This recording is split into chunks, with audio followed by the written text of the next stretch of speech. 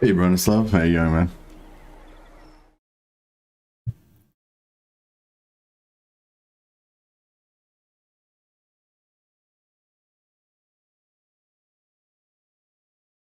Right.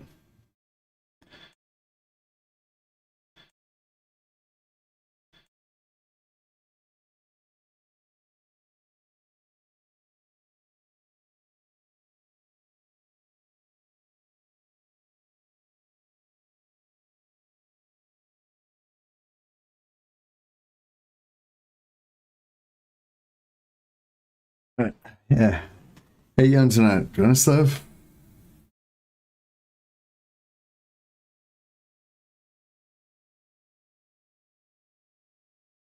This one might be a short stream. I don't know. This is going to be our finale for Ungrim.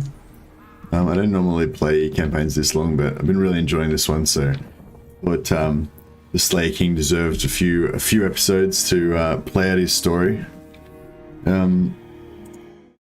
But yeah, I don't think I've kind of given up hope of finding a worthy death now.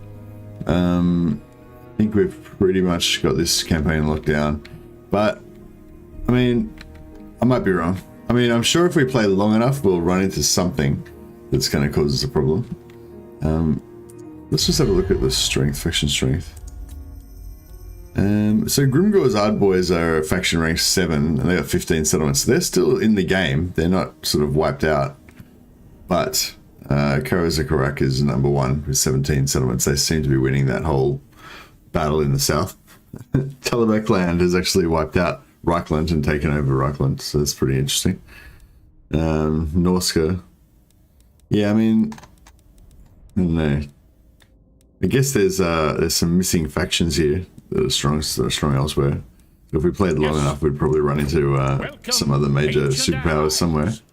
I will not obey.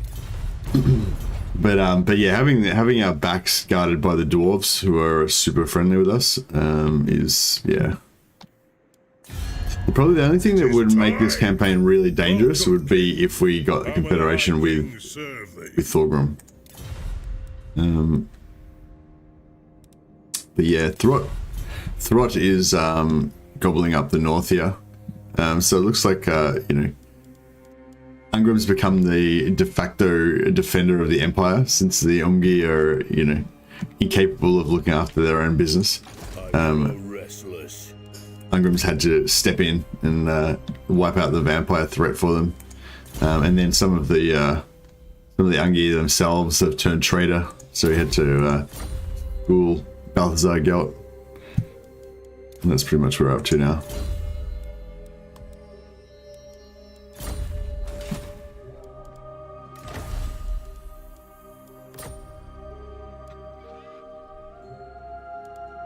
Fight if you're going to fight.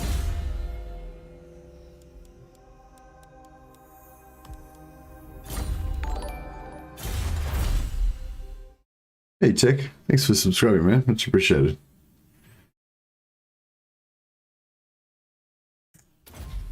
I just want to try and get this plus rep with the Dwarfs. Still kind of holding out hope that we can get a confederation with Belagar.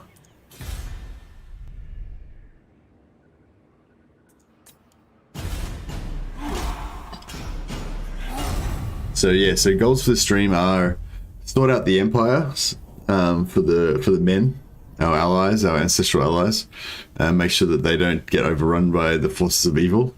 And secondary objective is to try to find a good death for Ungrim and Gotrek as well, I suppose. They're both slayers, so they're both trying to find good deaths. But they're both really hard to kill. You can find death in the Chaos Invasion. This will be the true end times. Actually, yeah, the Chaos Invasion, if we last that long, I'm probably not going to play any more episodes after this though, so I don't think we'll be able to get up to, it'll probably be about turn 91 I think is the earliest possible turn that the Chaos Invasion can come. So yeah, I don't know if we're going to get through, well, we might be able to get through 20 turns if I get off my ass and play quite fast. Alright, maybe we can make that. Hey Narison, welcome man, thanks for subscribing. Yeah, maybe that could be our mission, to try to play as fast as possible to get to the Chaos Invasion. I think that it probably would actually die versus the Chaos Invasion. Oh, wait up. No, this isn't the big Chaos Invasion though, is it? How many enemies are there in the minor? Anat. Yeah, there he I is. am the Slayer King. That's one thing. The Slayer in me seek.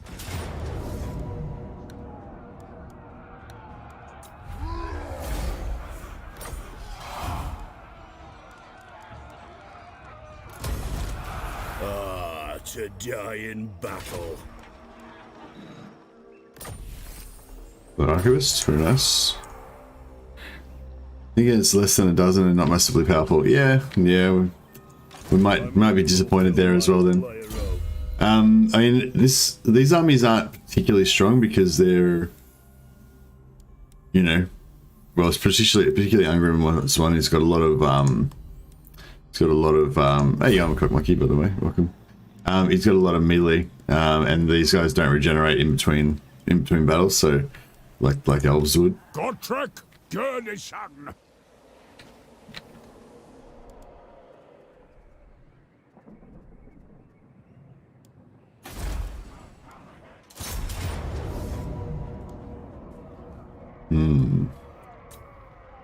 Looks like we might be going to lose word bad. It's a bit of a shame. Gottrek, Gurnishan.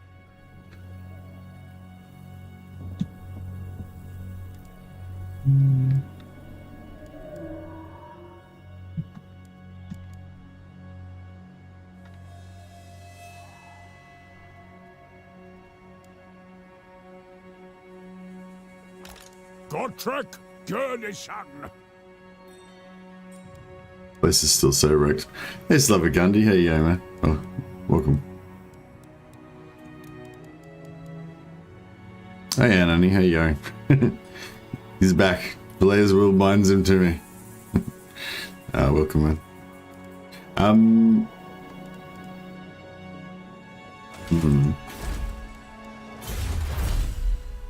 Alright, we'll try and get this last plus 20 with Dwarfs.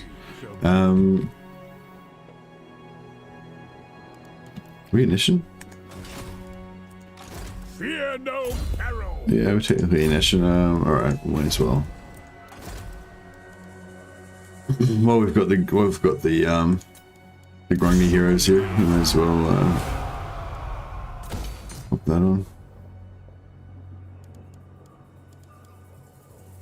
My axe thirsts for war. Summon me if you dare. This is our Ironbreaker Legion. How many Ironbreakers are in a Legion? I don't know. Maybe we need a few more. Do one more round of recruiting. We'll probably split them up into 2 or 3 armies eventually. For the wisdom of the layer. We should probably get rid of this and put either walls or oh, should we get rid of the iron maybe? Are we importing iron from anywhere?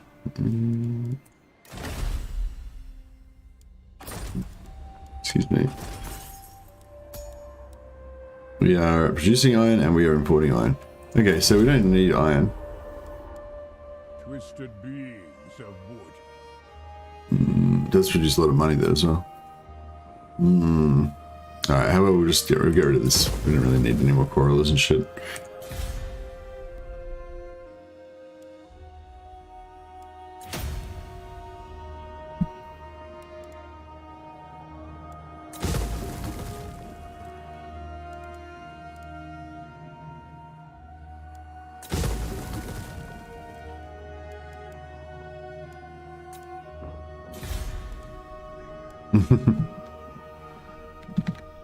Yeah, that's probably why Gottrek was supposed to be coming over here to deal with this shit.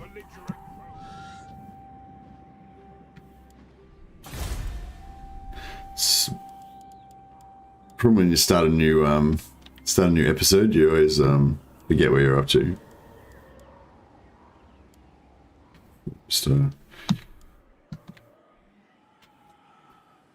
hey, Bronislav. Oh, you say hi to Slavic. Hey, Slavic Gundy.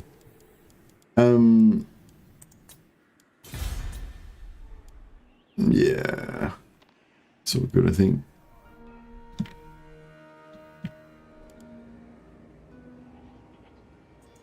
And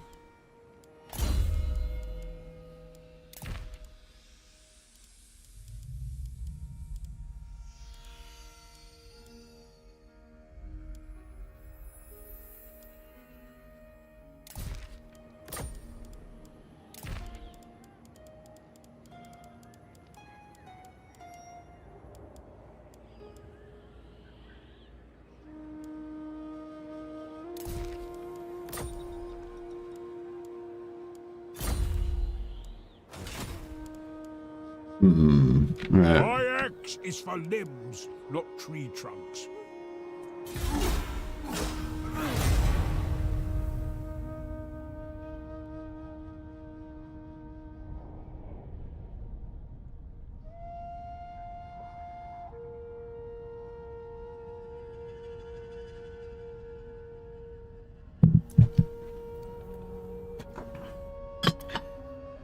I'm not going to dignify that with a response, Quick Monkey.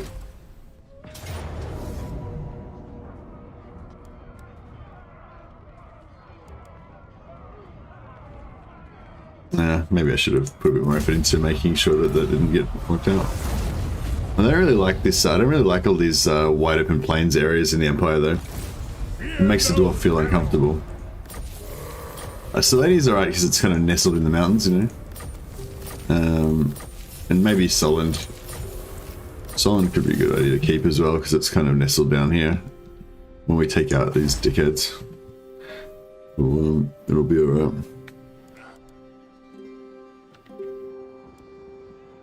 Yes.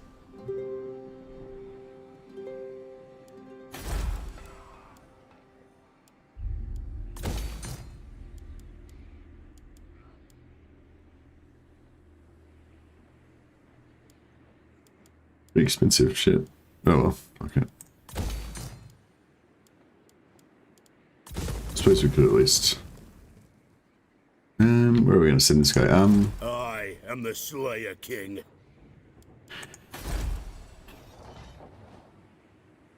Could. Yeah, I might just abandon these Empire provinces. Fuck it, can't bother looking after them.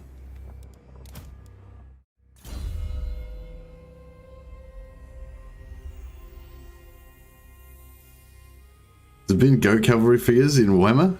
I don't want to hear that. Jesus.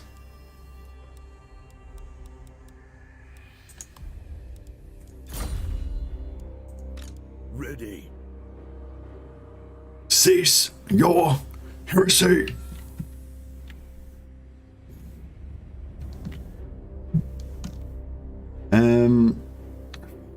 Right. I feel like we need to put these guys down while we're here.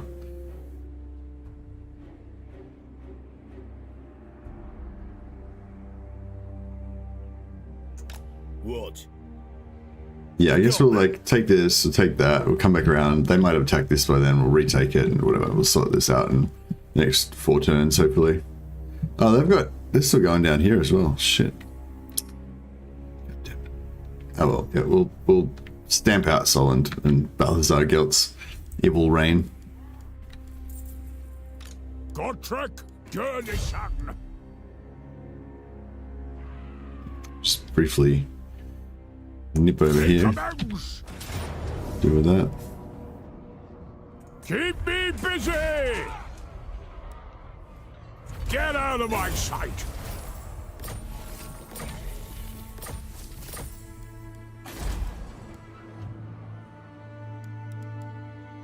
Good, senseless violence. Monster Slayer. Gottrek Gurnisson. On the move.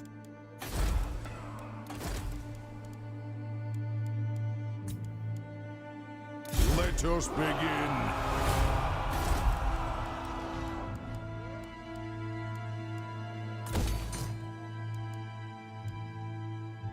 Let us begin.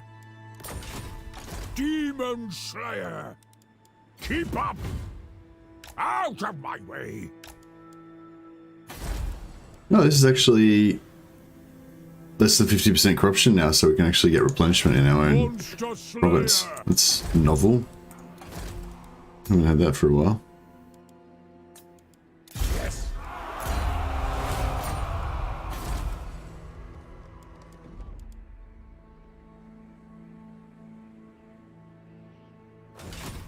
Gotrek Gurnisan! Oh, what?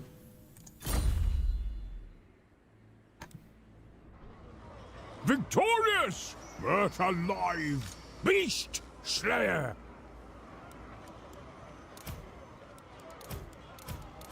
Thought he was in Ordner. No, Lord of Clan Morgrim!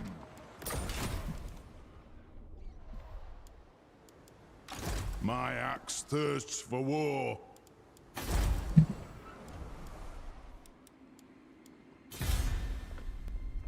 To the next one, then!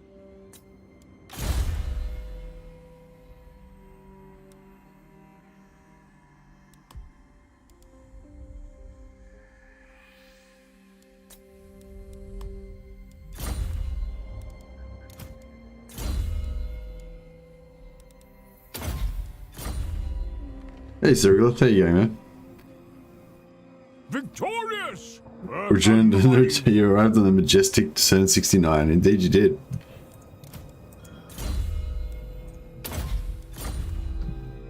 Yeah, no, the campaign's going really well. I feel like it's almost going too well. I think Ungrim is losing faith in his ability to win himself a good death. I don't really fully understand the lore of Ungrim, but I gather that it's sort of like he's a bit conflicted because he, like, you know, he wants a good death, but he can't get a good death because, you know, blah blah blah. I kind of want to get rid of Beckhaven just for the role plays and just have like more like a mountain empire.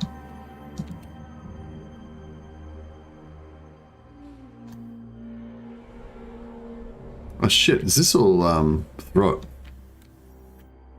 Throt's looking pretty serious, isn't he?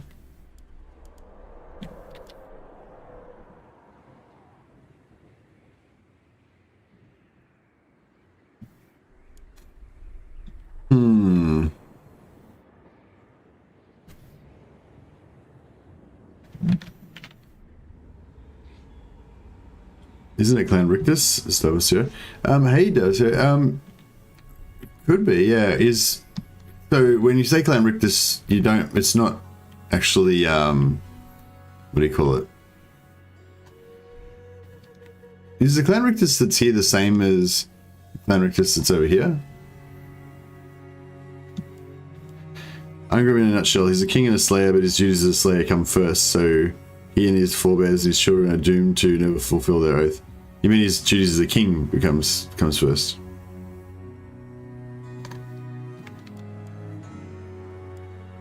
Maybe you, yeah.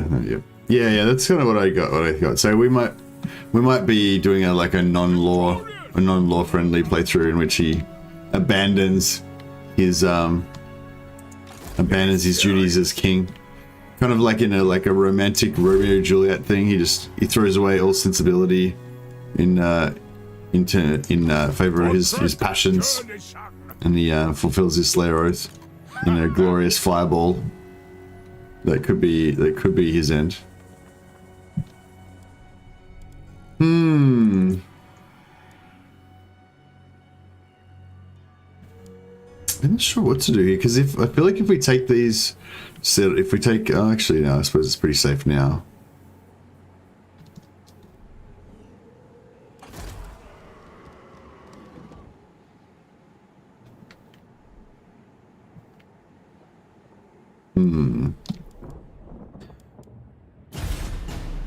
I sort of feel like what's going to happen right now, like, even more Ungrim, this is a treat. Yeah, I think this will definitely be the last episode now, though.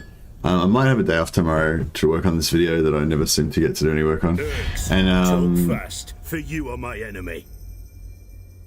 Peace treaty, eh?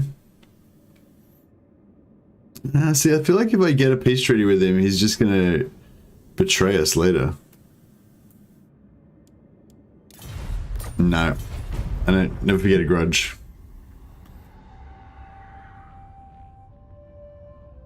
He's conflicted between his being a king and his death fetish, exactly. You no doubt have a request, I'll hear it now.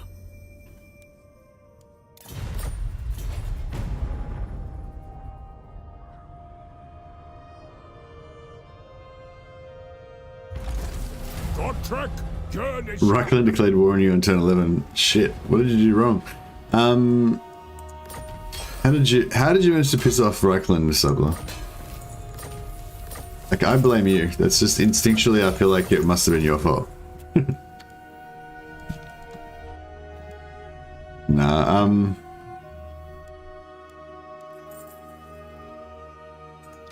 The Slayer in me seeks death. Heroic victory, hi. This is actually a pretty serious force they've got there.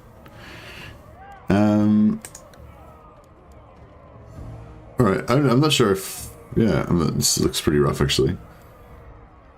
It should be okay though, because we'll have Ungrim's blob killing aura. Just the Master Rune of Spite. He broke the...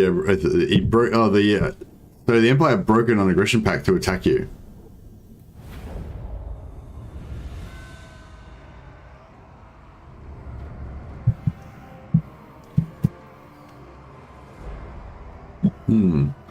Yeah, I hate it when that's one of my pet peeves with this game, when the AI does weird things diplomatically, like they you know, like your empire, the Empire that is supposed to be your like oath friends that you've been friends with, you know, throughout all of Dwarven history or whatever.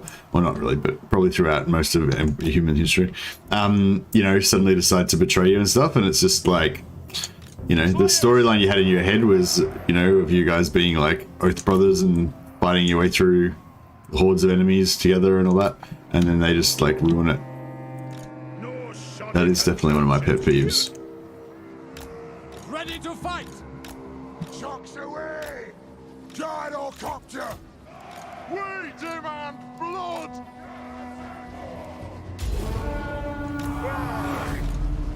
Have at them!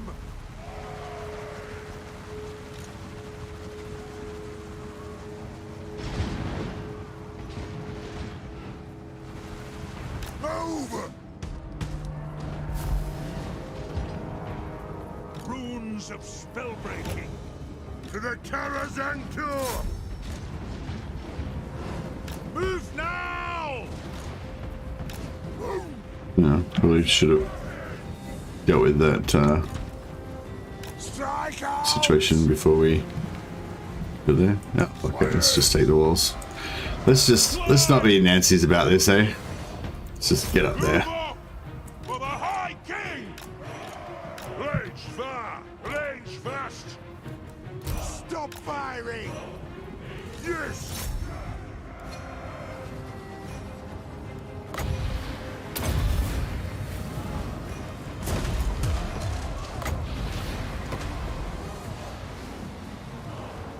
Obey me! Iron Drakes!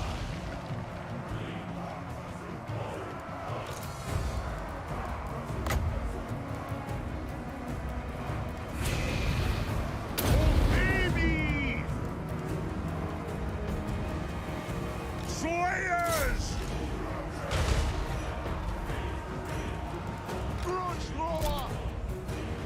Attack! Taboo! Rage fast!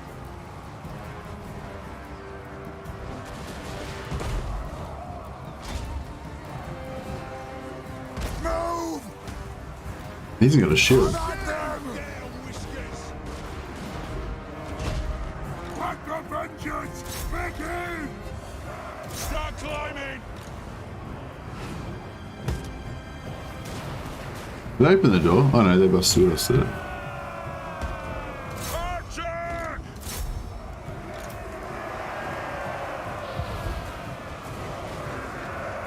War of vengeance!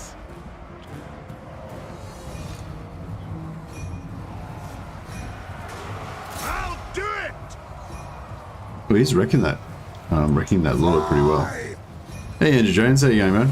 Gyrocopter!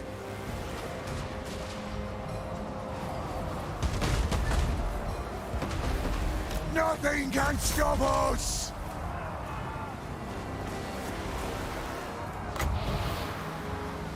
So we get a nice Zuf buff through here. Oh yeah, that was a good one. It's pretty good on blobs like that, like it does some damage. Considering it's like a free ability, well I guess everything's free for the dwarves because they don't really have oh yeah, we would clear those walls pretty good.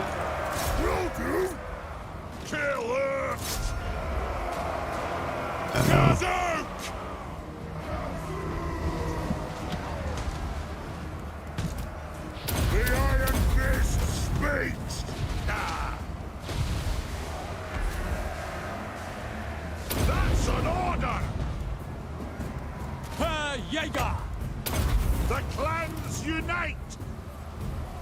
We demand blood! Slayers! Just keep clearing these walls. Move now! We're the ancestors! Gyrocopter! Imagine Carrick Hearn in my campaign. You have 71 relations, you refuse to sign even an unwritten pact, but you will join the Confederation. Yeah, it's weird, it's weird with confederations and stuff, like I'm not sure, I haven't really confirmed this, if this works this way in any other campaigns, but with the Vlad and Isabella campaigns, we did, what the fuck, I thought I had them stopped. With the Vlad and Isabella campaigns, you know, we did the vassal cheese and not vassal cheese, the loyalty cheese, sorry, and oh,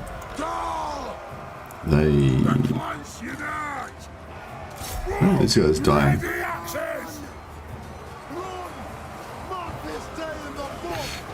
Dowie versus Dowie.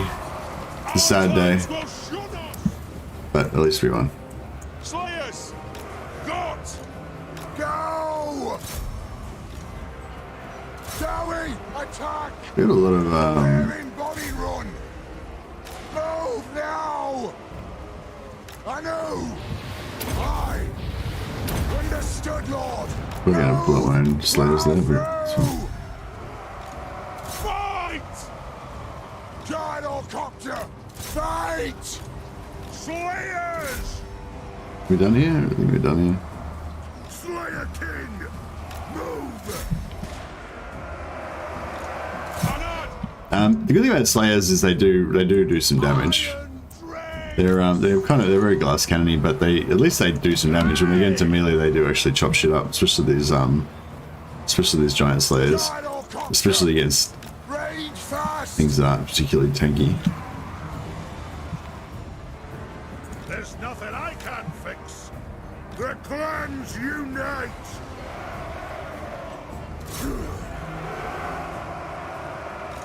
Force! Ready axes!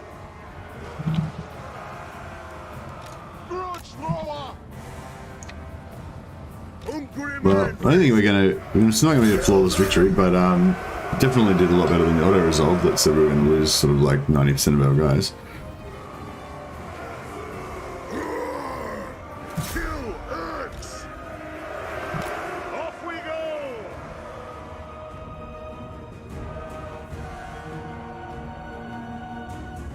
Let the vengeance begin!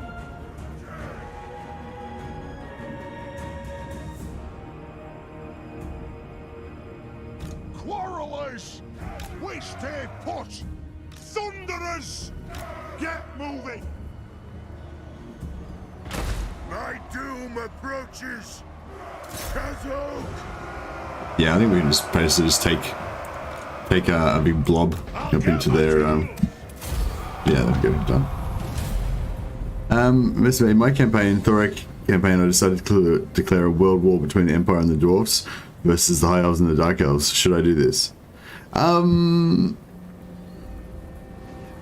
mean, if you're at that point in the game where you don't want to build up anymore, and you want to have a finale, you know, could be a good finale.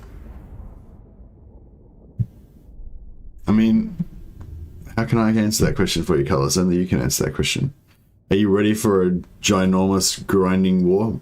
I assume it's very late game, and late game, you know, wars are very, like, tiring.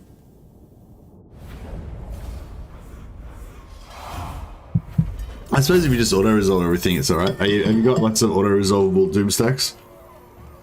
It's like if you're in late game and you've got a really good economy and you've got heaps of auto-resolved doom stacks, then it's kind of like you're just playing a board game of Risk or something, you know, you just move pieces around, delete stuff, conquer territory, just play it all on the strategy map, don't worry about it, you know. But if you have to fight battles manually, then it's going to be, you know, death. That's right, go down in a blaze of glory, let the world burn. The slayer in me seeks death. Anat.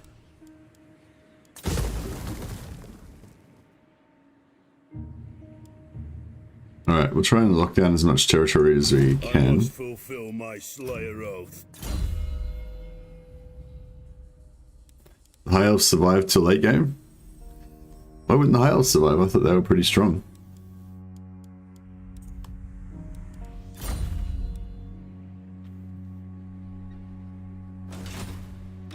My quest is doom.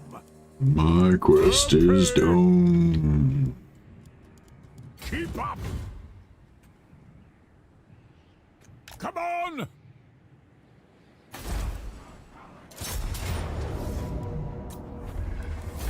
Good, senseless violence.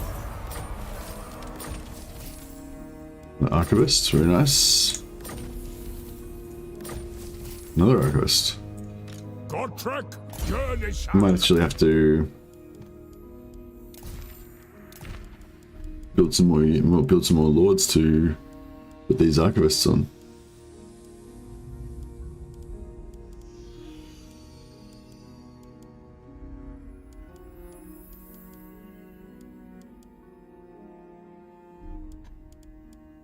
Slayer Ward, no. Yeah, I think we might be out of lords to put. Oh, here we go.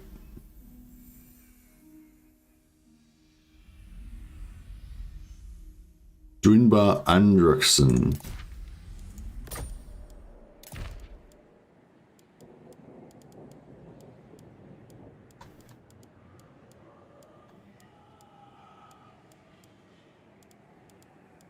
Got quite a few archivists spread around now.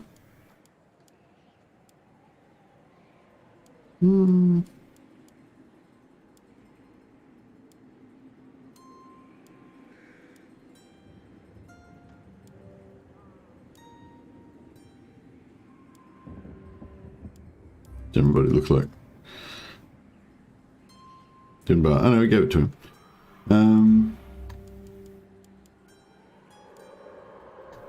And there should be another archivist floating around somewhere. Oh yeah, there.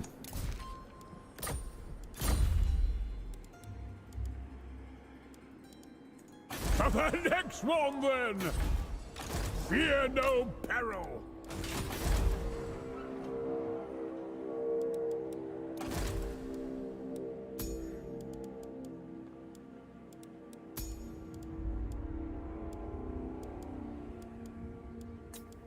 Summon me if you... Another Grungy Lord, another 5% research rate there. We'll give him an archivist.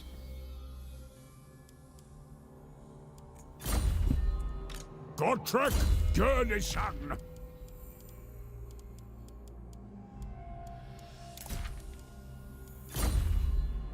The axe thirsts for war. Yeah.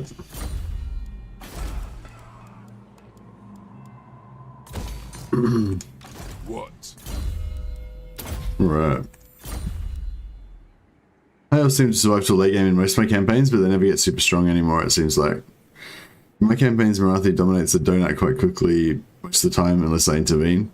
Yeah, I was actually, I'm kind of bummed. I actually wanted to play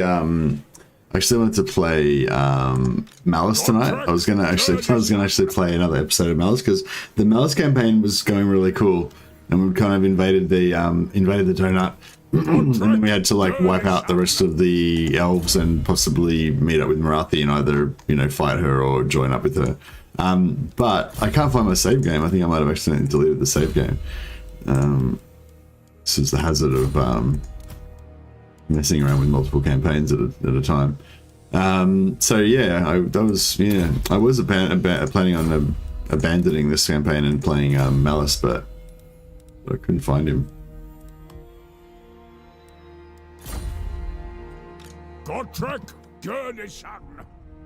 But yes, I would like to get back to the donut pretty soon. But I don't know, I kind of want to play the Lizard Man as well. Don't know. I think I'm probably going to have a day off tomorrow and work on my video. And then we'll get into a new campaign. Alright, so where are we up to with all this? I suppose since we've come this far with economy, we may as well...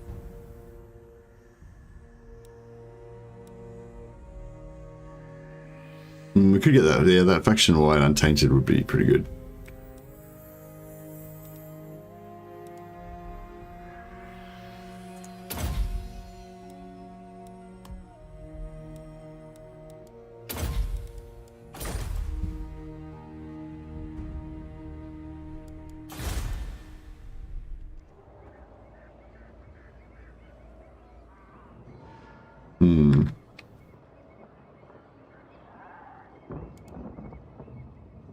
Which Lizard faction are you planning to play?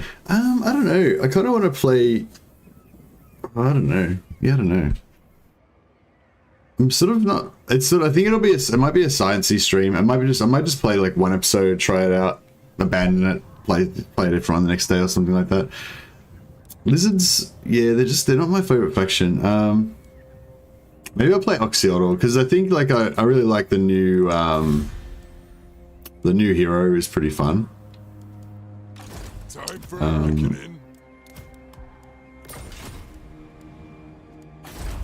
And yeah, fun's what you want. So I might just put that up. Time for a reckoning.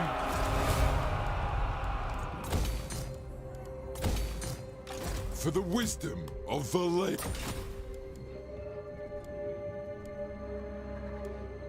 I really want to become friends with Talabakland because if Talabakland is the new empire now, they've taken out Ruckland. And if they absolutely not.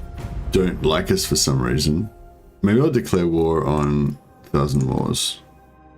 Will that make them like us?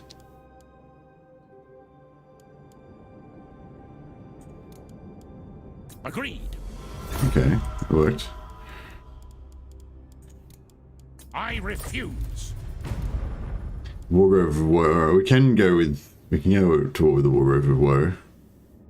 Oh, we're at war with Clan Mulder, but they're not. Shit, okay. I didn't realize, I forgot that we were already at war with Clan Mulder, because they're right, Clan Mulder's right here, so it's sort of going to be all on pretty soon. Hey, Jen, okay, how you going, man? Yeah, so I'm thinking Oxyotl. Play Oxyotl, probably. Because he's got all the new stuff and, it's all good. So, what are we thinking? I mean, maybe walls would be good, but I feel like we should be pretty safe because we've got the dwarfs there. Maybe I was planning on keeping these rat guys here to farm them, but maybe we should just start killing them. Victorious! Earth alive! My axe thirsts for war.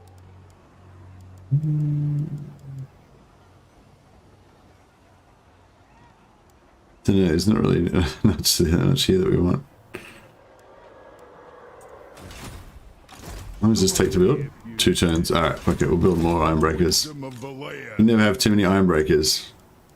Or should we build like a flying air core of brimstone guns? Could be kind of cool. Probably not though.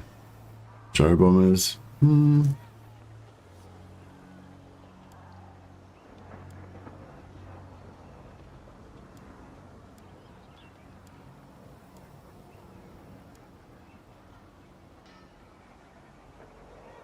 No, do we want iron breakers or gyrocopters? I think we want iron breakers. Even though we can't really afford them. They're just fun. If you're doing Oxford, you think you're doing a migration campaign? Yeah, probably. Because I think Oxyodal's kind of uniquely situated to be a migrator, you know. Where would be a cool place to migrate to? The plan that we had so far was to actually migrate to here. So play Oxyodal, but migrate to and take over Sylvania and make this our little empire right here. It's kind of, I don't know. The thing is with Lizardmen, there's no roleplay kind of storylines or anything that appeal to me. Like, cause Lizardmen are just weird lizard dudes. They don't like fit in anywhere, you know. I don't know, yeah, like vampires taking over the empire, you know, and turning the empire all like dark and gloomy and filling the empire's deserted city streets with ghosts and vampires and stuff. That kind of makes sense, you know. But having like lizard men roaming around the empire with their dinosaurs and shit roaming down the streets and stuff, it's just kind of weird.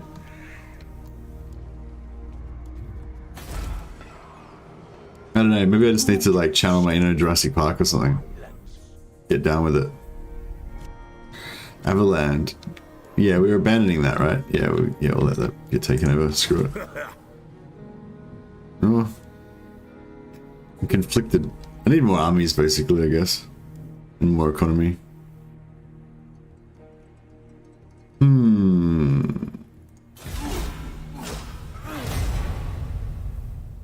You can abandon your capital once you take... What?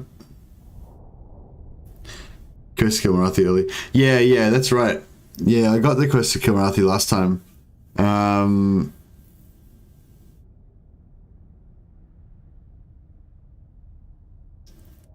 Powerhawks is... Powerhawks. Where is Powerhawks? Is Powerhawks where he starts off? Oh. Hey, Great Salvation. Can you rename Carrick Cadron to Carrick Cadron? Okay. Second.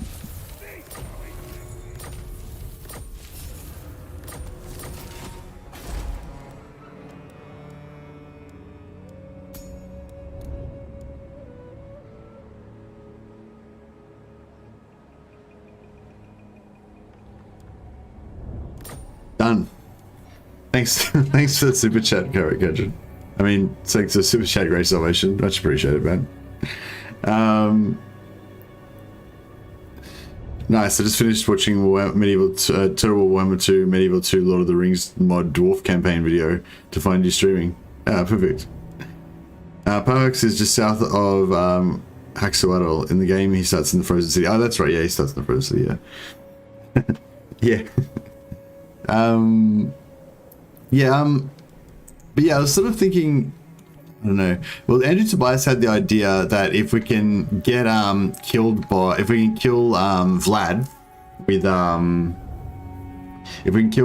with Oxyodal, then we can get his 4-turn thing, and then we can go around making Oxyodal this like suicide teleport commando, and and basically teleport armies around, and then switch the Lord to somebody else. Then go back and get it, you know, then bring, so just say we make our base, like, I don't know, we're somewhere like nice and secluded. Actually, maybe, I was gonna say like, Crookars starts nice and secluded and defensible, you know, we could kind of like just take this area, but it's not very good economically. What would be the best place economically for them to go? I suppose Quintex would be probably pretty good, wouldn't it? What about plans of a co-op with Legend? There's no real plan at the moment. Just the plan is just maybe soon-ish. But yeah, I don't know. The last thing we talked about was that I was going to hit him up again when I get to 10,000 subs. Assuming I make it to 10,000 subs. Not necessarily that we'll definitely do it then, but just then I'll ask him what he's up to around then and see if it's a good time or whatever. But that's but yeah. No, how long is a piece of string? I mean, it'll probably happen at some point, but no indication it's going to be right now or anything. I don't know. As you can imagine, I'm pretty much happy to work around whatever Legend wants to do. But yeah, he said we're doing it. He said we're going to do it at some point. It's happening. It is happening. Just don't know when. But also plans change and stuff, you know. So probably shouldn't have actually announced that, because you never know. Let's put it back to a maybe, actually, just in case, because yeah, last time we chatted about it, it sounded like it was going to happen, but yeah, but as I mentioned before, I'm not really in a rush to do the co-op, because I really want to do a co-op with Legend. Don't get me wrong, it'd be awesome. And it's kind of like one of my ambitions, one of my streaming ambitions was to like do something with Legend one day, you know, which I just think would be a real thrill for me, you know, because I've been a fan for a lot of Legend for years. But you know, but at this point, like I'm pretty sure, like he's said a couple of times that he's open to the idea. So at this point, like I'm more interested in making sure that the co-op is good and that it's fun than that it happens straight away. You know what I mean? Like, yeah, I'm conscious that Legend doesn't think that co-ops are very good for the channel. Like, they don't tend to do very well in numbers wise, and I think sometimes he doesn't have much fun playing the co-ops either. So, you know, I really don't want to, you know, like, as much as I want to do a co-op with Legend, like, I'm kind of scared that we'll do a co-op and, you know, he won't have a good time, it'll get really shitty views, and it'll just be a bad experience, basically, you know what I mean? So, yeah, so I'm like, it's kind of like, yeah, it's kind of weird. It's like, I want to do the co-op with Legend ASAP, but then at the same time, I don't want to do it because I'm scared it'll be bad.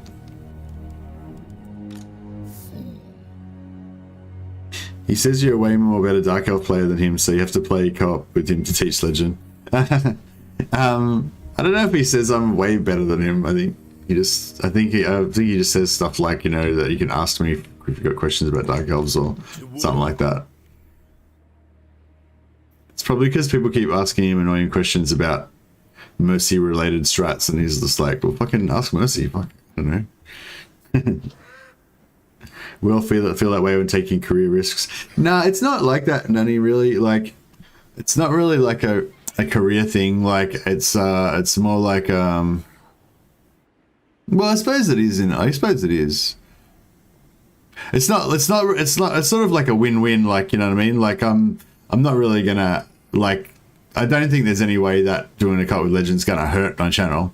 Like, whether it's good or bad, it's still going to be good, you know, or a few more people will see me and whatever.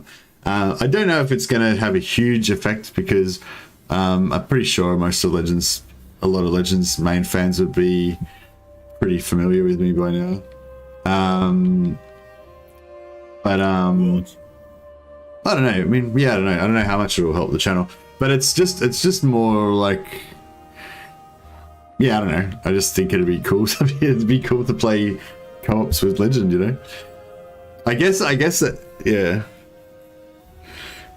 Just spitballing here, but how about a PvP tournament between Legend, yourself, and some other streamers that'd fill an evening, and there would be a lot of chat during the intervals? Yeah, that would be pretty cool. Except for Legend doesn't do multiplayer. To die in battle. Yes, for Slayer Cape. Onward.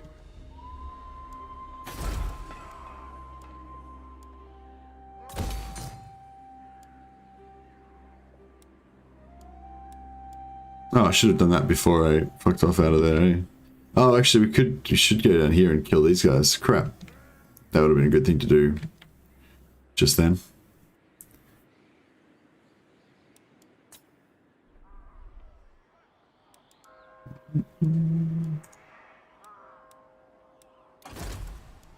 Yeah, we'll just put some Time for a reckoning.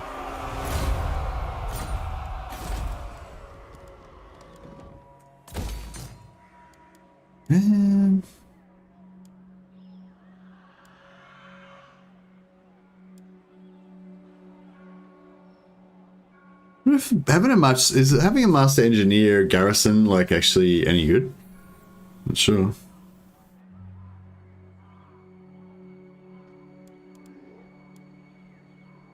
They got pretty good garrison options, don't they? Like they've got a decent garrison anyway, and then they've got sort of multiple options to make their garrisons stronger as well. My axe thirsts for war. Pretty cool. Flensburg. Yeah, I think we don't give a shit about Flensburg. We'll let the Empire reclaim that.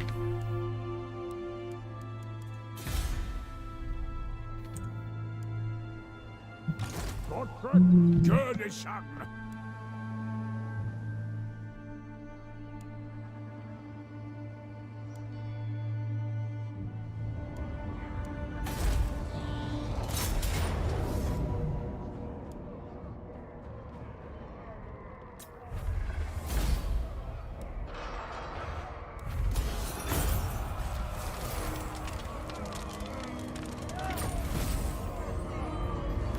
It's pretty cool having all these settlements everywhere. They're just grudge makers, you know, just fulfill grudges. Son of Gurby. Pretty sweet. I think we're just going to keep making ironwood and tankards for the foreseeable future. Yeah, he just says it's not his jam. Yeah, pretty much. When did the Empire turn into dwarf holds? I haven't been able to watch the stream lately. Job is making us go back to the office, working remote today, so I'm able to follow. Oh, hey, Anon. Hey, Gary Dag, welcome, man.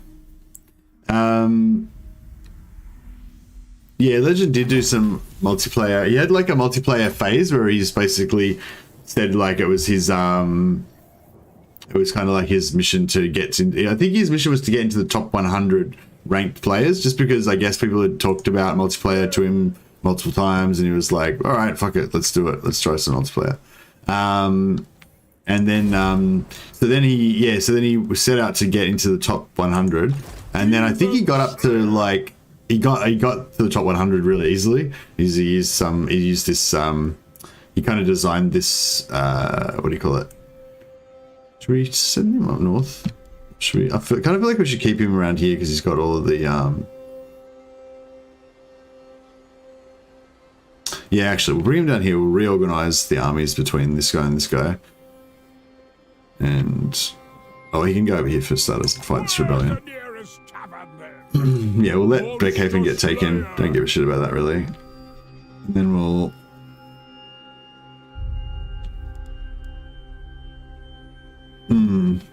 I guess we should be caring about these things.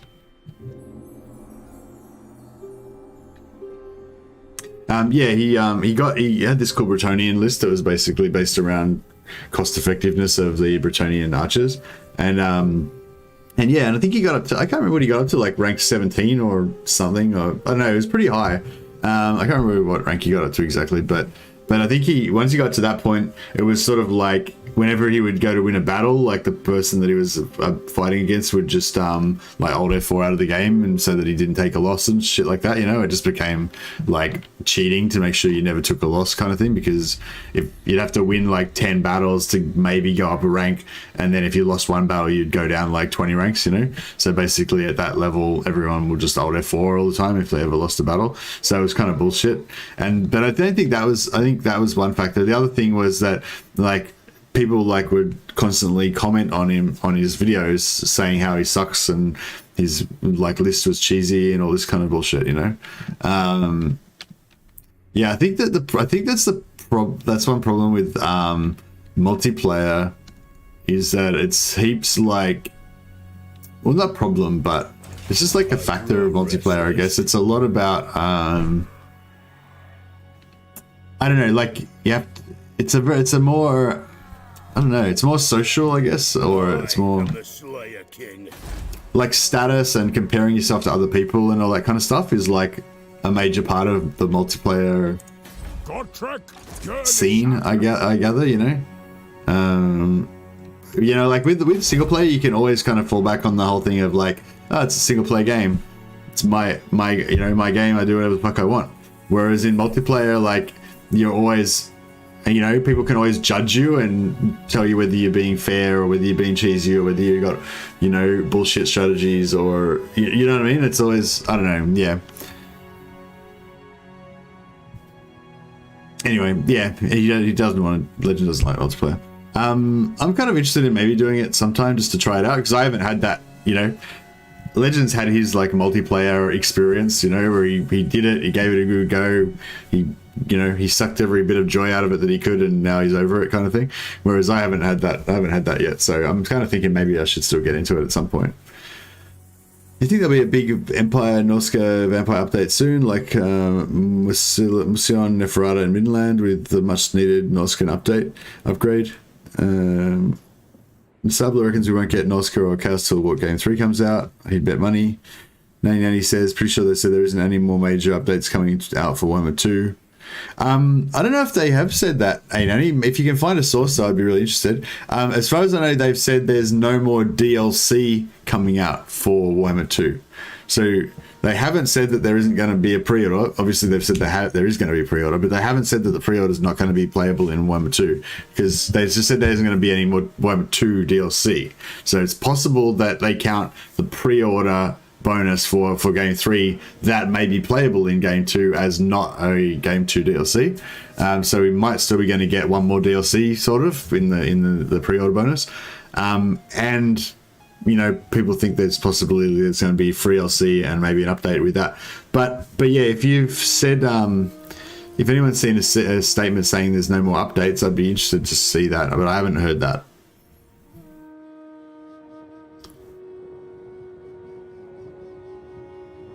I definitely enjoy campaign a lot. Co-op campaigns can be chaotic. Yeah, co-op campaigns are kind of fun, but I don't know. Time for a reckoning. I feel like with a co-op campaign,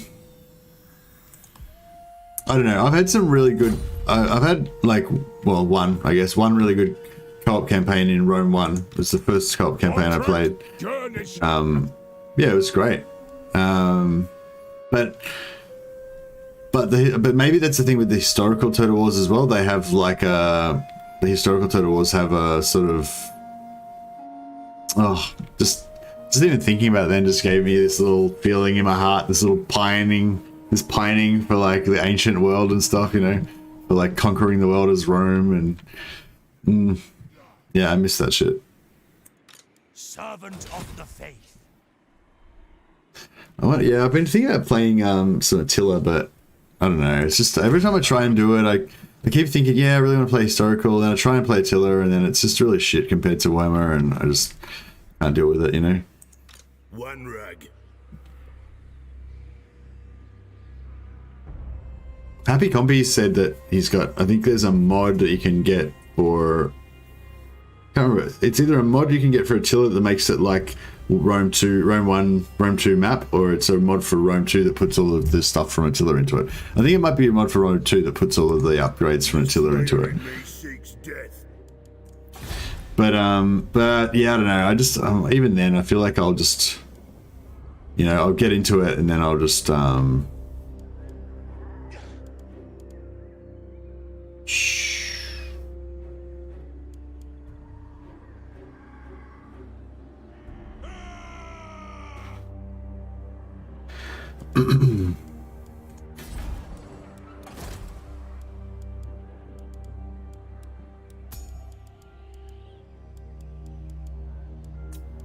Calm down, Red.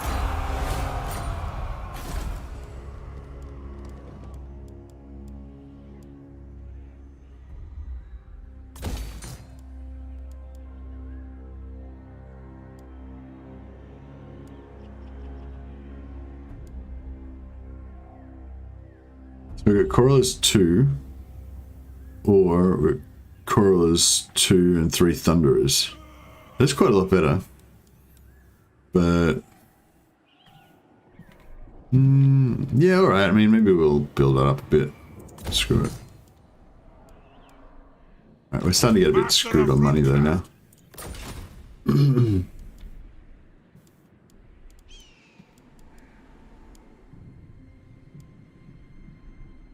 Recon. Ready. For the wisdom of Valaya. Looking forward to this. Dwarf Thunderers. Have you spoken to CA to get early access in the future or pre-order for Warhammer 3? Nah, I don't. Nah, they like CA know that the verified creators want early access to everything.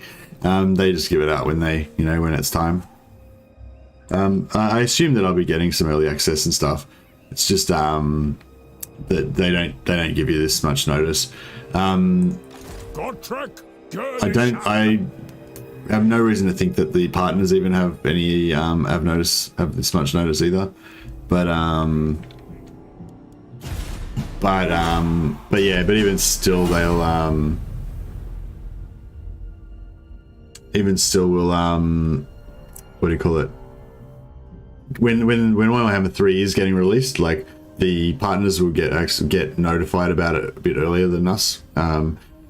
The content, I don't know. I've only been in the partner program for 2 DLCs, but the last 2 DLCs, I got a little bit of early access to both, but they didn't tell us about it until it like happened, kind of thing. Oh well, sorry. Actually, no. I've gotten early access to a bunch of stuff. I just don't. So I've gotten early access to the last 2 Warhammer DLCs. But there's actually been a bunch of other releases in between there, like 3 Kingdoms stuff, like multiple things for Troy. But I don't play any of those games, so it's just like, I just didn't even really register that I had early access to that stuff. But I guess theoretically I could have played early access on that stuff. But I just didn't bother.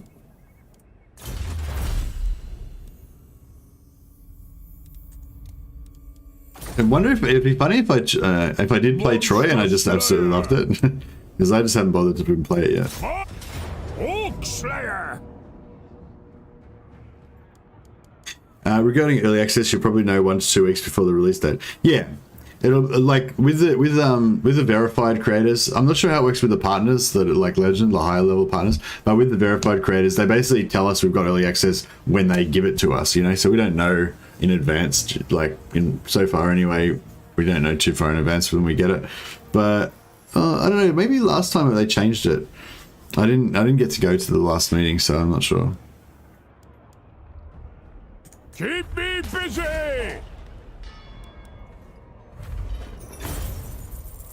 No use for them.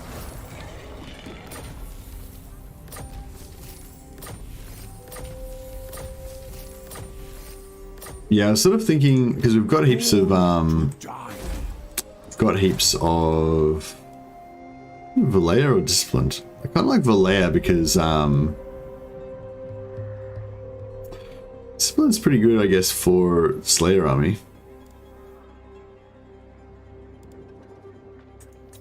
But I don't know if it's really that needed. I'll go for I'll go for Discipline, right? Fine. The runes are ready.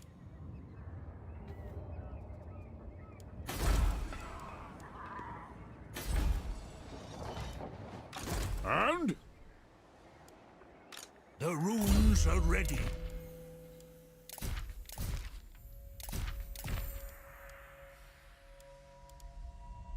Yeah, it's kind of thinking we keep all the heroes down here, because then we can just pump all this Untainted into these lands and keep that rolling.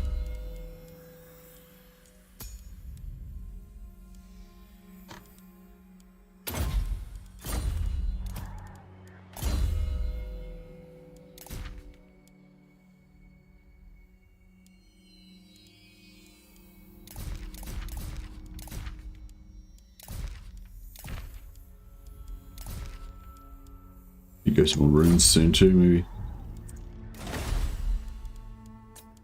I think these runes worth getting. It's mainly defensive stuff that I want, but I don't think there's really. You can get missile resistance, I guess.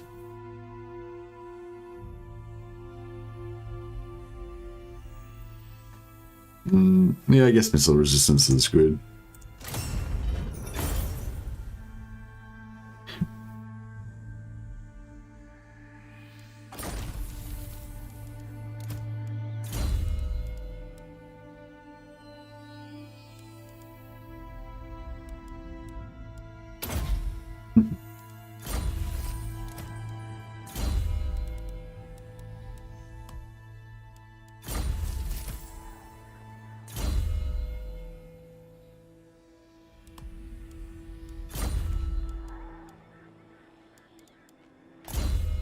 to the next one then.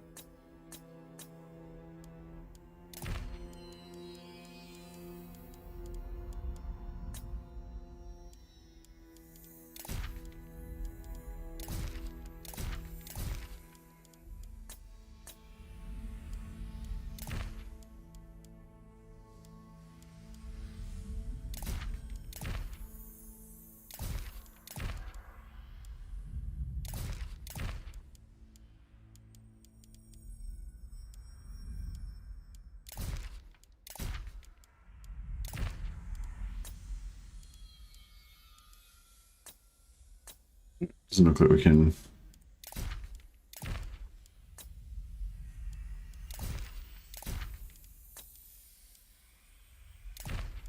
Just randomly spread runes around.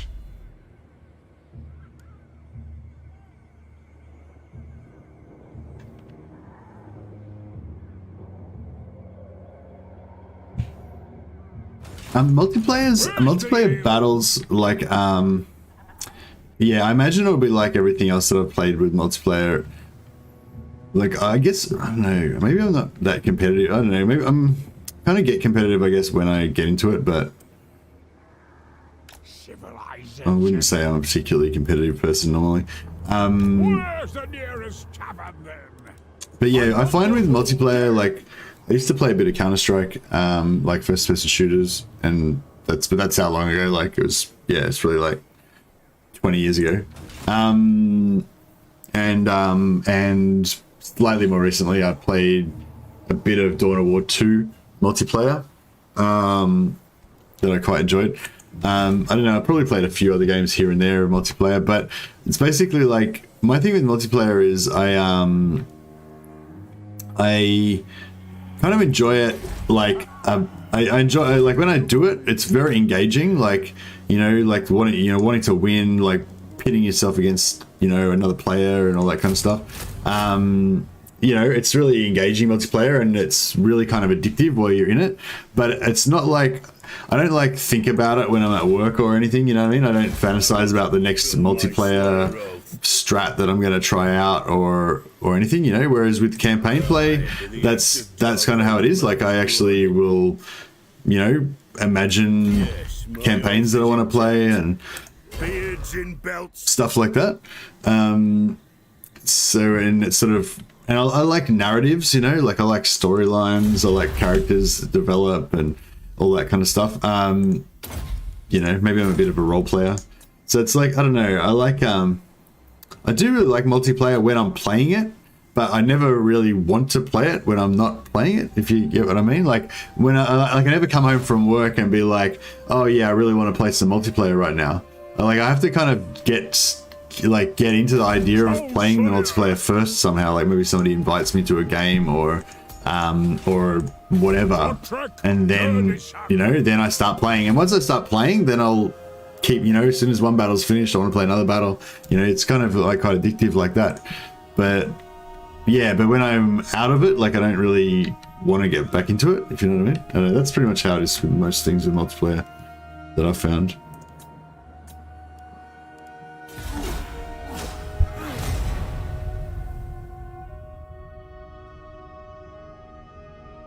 But yeah, I don't know. I'm interested to know whether there's going to be another update. Oh, motherfucker. Oh no, that's okay. I thought they confederated them, but that's still bad. I wonder if, well, the fact that Karaz and Karak like us so much, you'd think that would make Clan Angren like us more. Maybe. See if this goes through.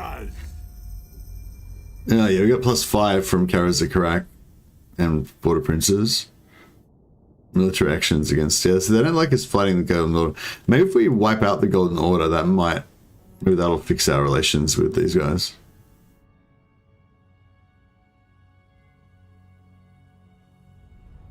Maybe it's time that I took a defensive alliance with Karaz and Karak. Know this and weigh your words. Because if I take a defensive alliance with Karaz and Karak, then if Clan Angren decides to fuck me and declare war on me, then they'll have to declare war on Karazakrak as well, and then they'll get screwed, and then we can possibly confederate them. An ad. Is that a good plan? Greetings, honorable ally. The only problem is we're gonna like definitely get dragged into some wars, but you know that might keep things interesting anyway.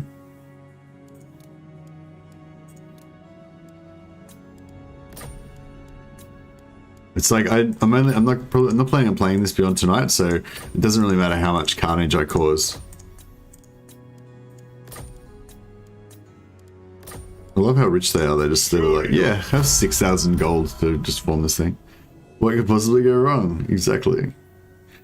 Yeah, I don't know. I've heard sorry, still like sort of I'm flitting back and forth between the multiplayer thing and the DLC thing, but yeah, with the DLC thing,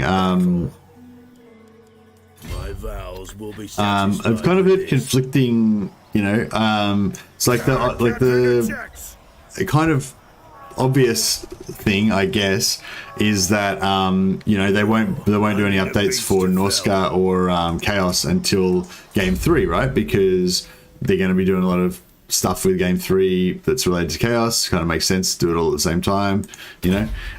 So yeah, that's yes. that's one likely kind of possibility. Ooh, kill Gelt, get more armor. Oh, we already got it. We already got this trade, I think. Yeah, we might as well just whatever. Yeah, so that seems pretty reasonable that they won't update anything until Game 3, right? But then somebody else said like that. Is this?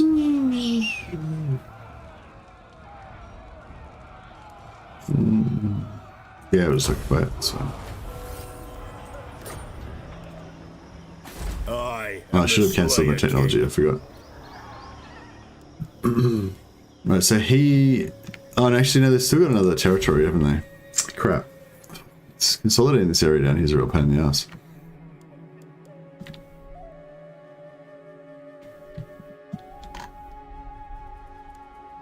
Gotrek Gurnison.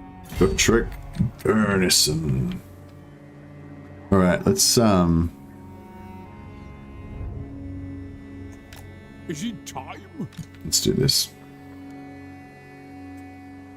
Forwards. Let's start some shit. To battle.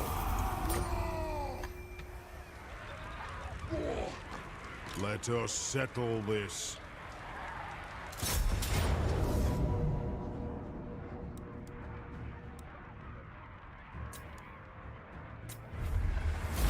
Victorious, but alive.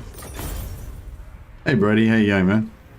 We talked about Tyrango's Fulinarian campaign from Legend a while ago. I tried this campaign, and this campaign was the best of all. Really want to see you do this sort of challenge. I remember the campaign, but I don't really remember what was like what was Fulinarian about it. Did you do? Was it This Is Total War campaign or? A good old scrap.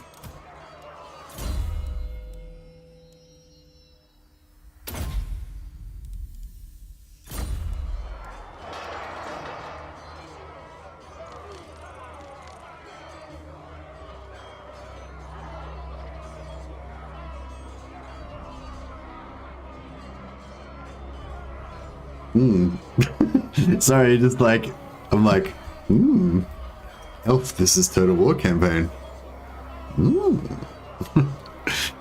Kind of does something for me. I gotta admit.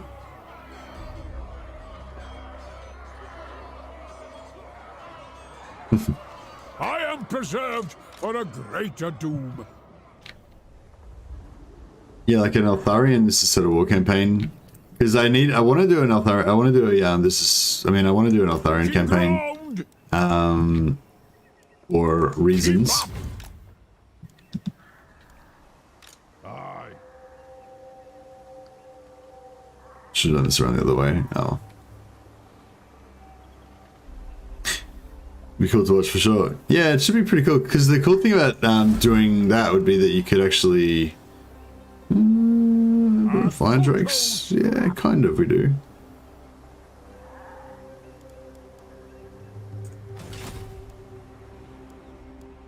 Belia's will binds me to you. A wise direction. Doesn't it though?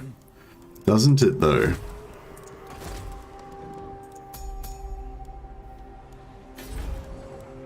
Yeah, we barely need some more tier 4 buildings, do we? Oh, this is not bad. 7 turns. Look at this one. Oh, he's still quite a ways away.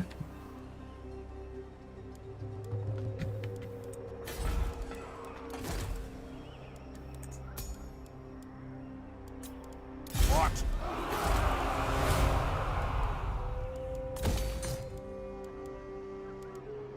My anger burns bright.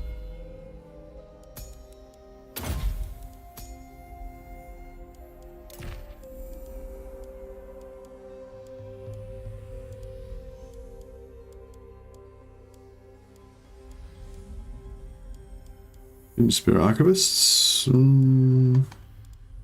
Nope. Oh, wait up. What's that one? No, that's not it. Alright, this guy needs an archivist.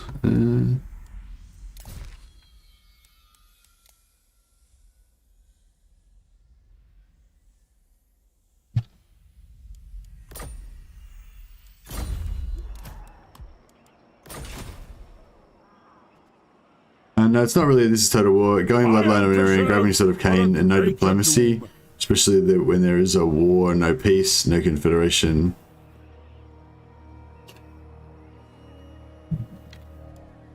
Godric, journey son. Yeah, I like that kind of thing, that kind of sort of strong storyline campaign.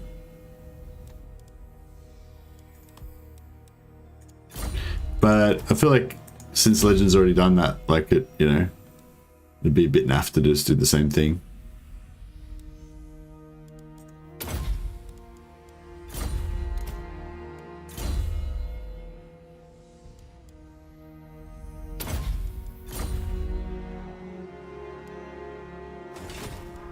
Victorious, but alive.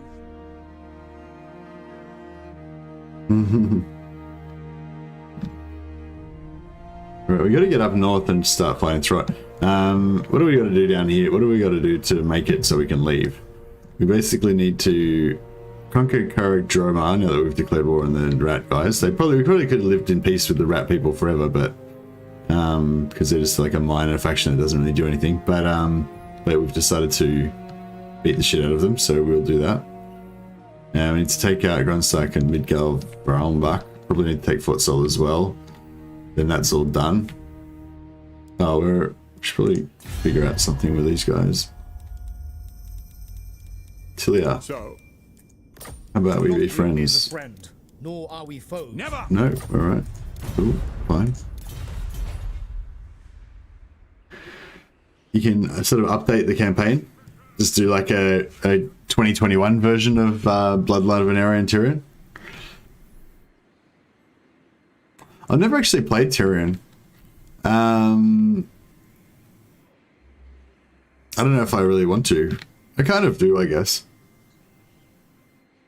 I mean, I kind of do. I don't know. Ungrim cannot be stopped. Yeah, I don't think Ungrim's going to find a good death in this campaign. I think he's going to be doomed to just carry on living like he is in the real world. I must fulfill my slayer. It's a sad state of affairs. What? Ready?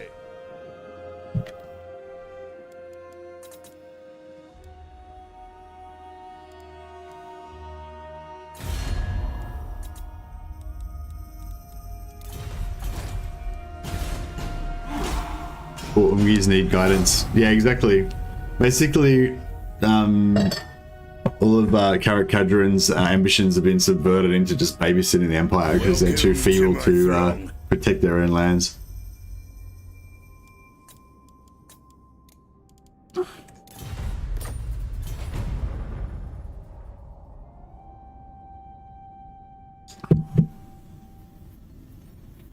Yeah, we might try and... Well, I don't know. The thing is, like, you can't really...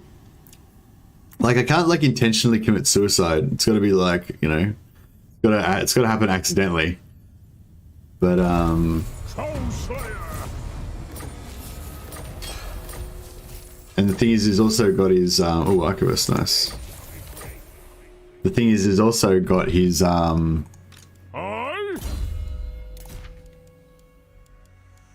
Where'd that Archivist go? Sorry, it's a bit tiresome, this, all this Archivist business, isn't it?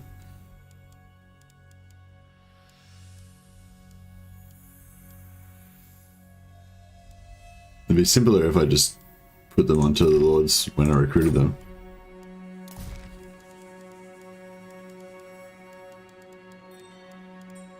Just what I normally would do.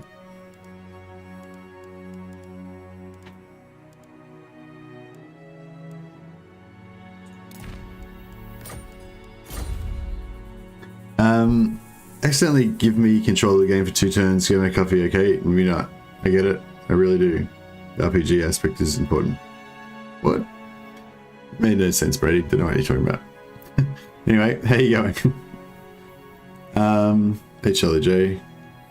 Yeah, I don't know. I mean, I really want to play some High Elves, but Journey, son. I don't know. Maybe I should play something different.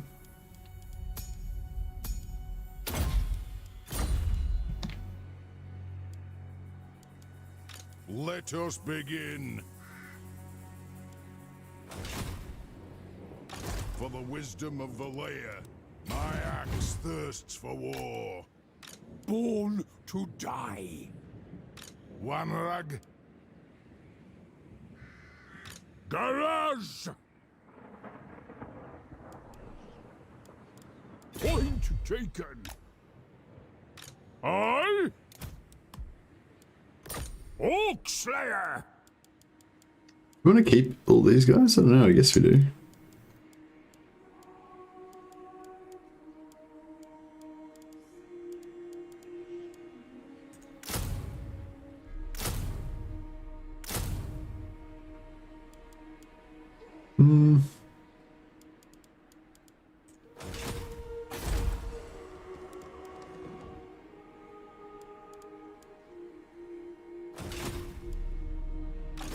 time for a reckoning. Want some guns at some point, I guess.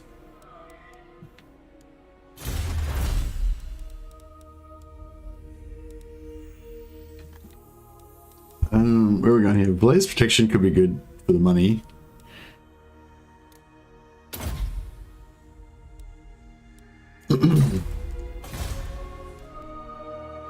Steingart. Oh, no, it's just Steingart. Oh, what the fuck? Clan Spittle. Is that the guys from here? What the fuck are they up to? They're going to fight these rebels, maybe. Skaven's another option. I haven't played Skaven for a while. I'd like to... I could get into some Skaven under Empire stuff. Maybe. Not intentionally suiciding... No, I can't intentionally suicide him. Ah, right, I get what you're saying, yeah. Other idea, doing a hunt for legendary lords. Defeat trait since Science Stream. Which faction would you pick? Yeah, maybe... I wonder if that could be...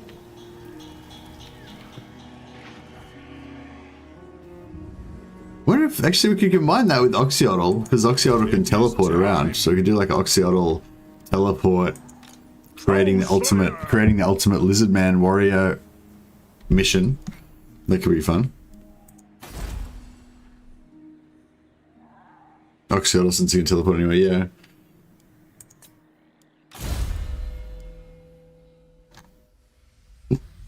Although Taurox would probably be pretty good as well. You could just cruise around everywhere and kill everyone on the map.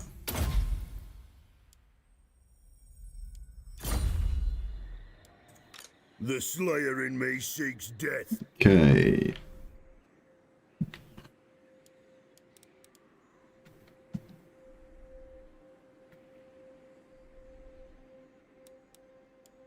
Very well. This may work. It's gonna be a bit trespassy, but screw it. I am the Slayer King. At least then we can finish off solid next turn. To war! Leave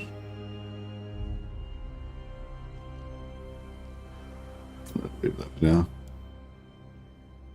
Alright, that's fine.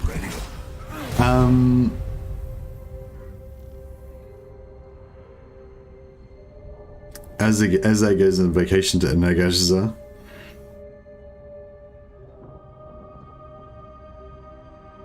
Just did a trait farm campaign with Ungrim and it felt pretty good since he can recruit Slayers while going around.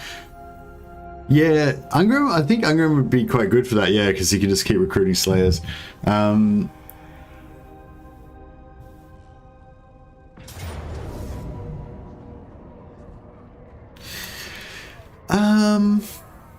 Can we win this? Probably not. Yeah, I mean, no, probably not. No, fuck it. I don't want to fight that. Even if we could win it, I don't even want to bother with it. Because Iron Hat told him to do it. Ungrim didn't get his skill tree reworked. No, Ungrim didn't get any skill tree rework, no.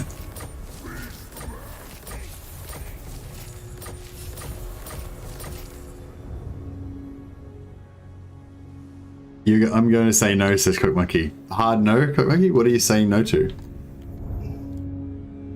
Aye. The throng agrees. Oh, what? Not even fucking range. That is bullshit. Thought I was definitely in range, but I guess I'm not. Got then. Has this guy not got a rune bearer? King commands. No, he does not have a rune bearer. Okay. That's shit. Yes.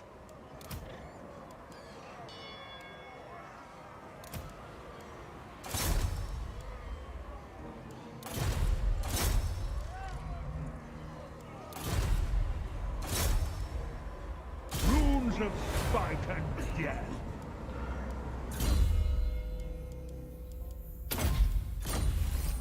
Godtrek Gurnishan. Aye.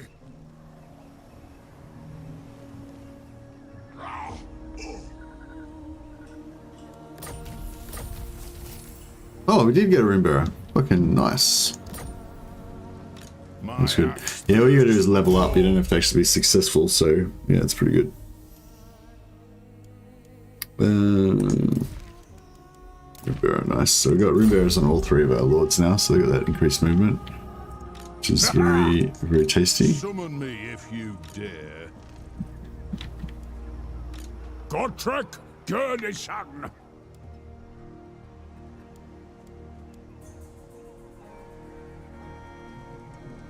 Into the darkness. Where's the ale? Anad? Nothing to do here. Let's go.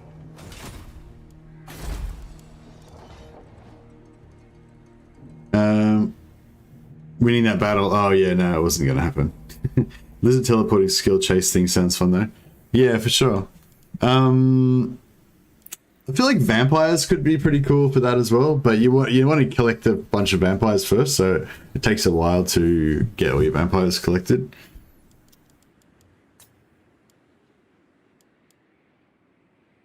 But yeah, like Isabella von Carstein, just having her roaming around with 20 vampires and, you know,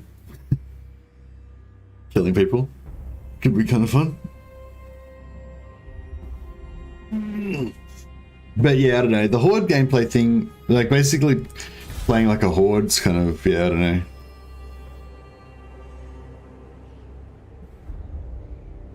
Dark Elves could be pretty good for that as well, actually. I think I tried to do that with Malice, but I kind of got bogged down a bit, and it just didn't end up being as awesome. Malice is the one that would be the naturally good kind of adventuring guy, though, because he's just, well, I mean, no, not naturally, just like it's just like, what am I trying to say? It's just like cool, yeah, basically it's just cool for him to do that. Like role playing wise, like so fuck, what am I trying to say?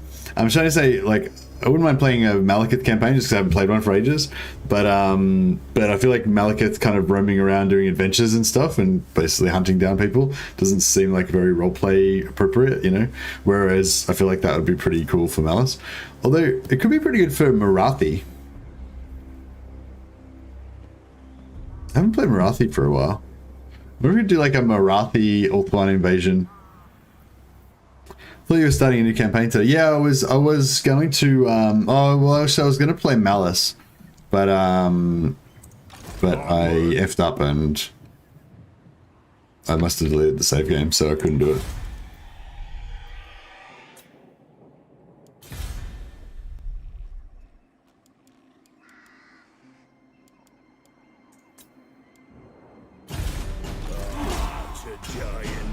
Oh shit. I could have. Oop, no, let's just. Please hold. I didn't quite finish my movement for that turn, obviously. Yeah, I wouldn't mind playing a Marathi hero campaign, but I'm not sure how to do it without using the vassal cheese.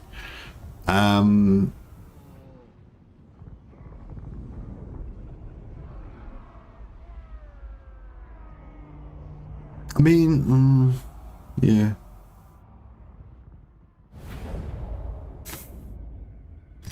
I mean, I suppose I could just do it. Yeah, just not use the vessel cheese. That would be fine.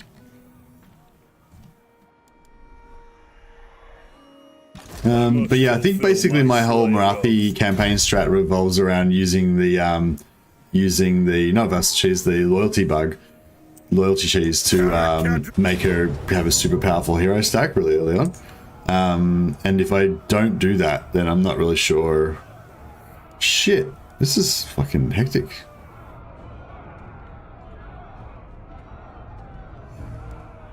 We might have to fight this battle if we don't want to lose our slayers. It's a bit shit. It's not really that exciting of a battle, but yeah. But yeah. I'm not sure if Marathi can confederate Malekith though. That's why I like playing Malice, because Malice can confederate Malekith. I'm not sure if Marathi can confederate Malekith though.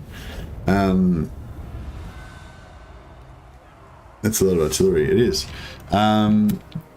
What we might do is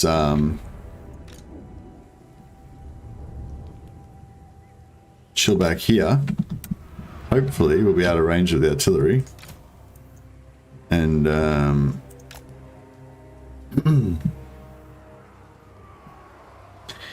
every Dark Elf Lord can confederate every other Dark Elf Lord. Oh yeah, no, sorry, I wasn't meaning like theoretically possible. I was meaning practically doable, you know.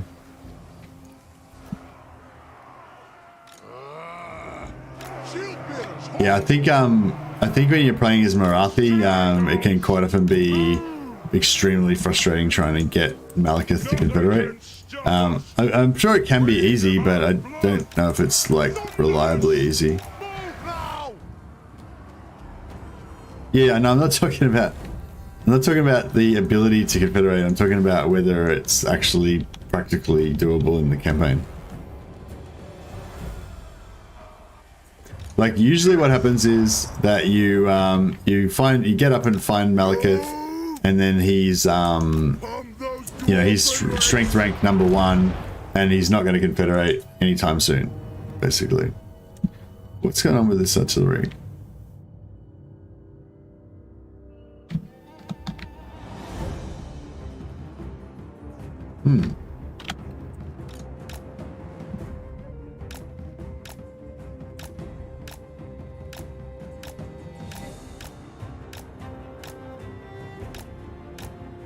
I was only reached to like here.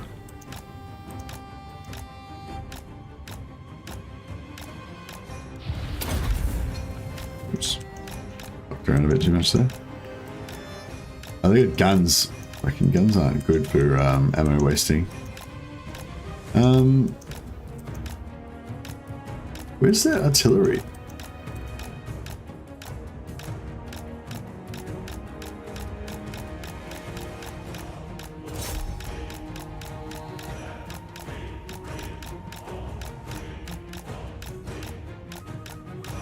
No. I don't know if this artillery is actually going to fire on me. Doesn't seem like it's going to.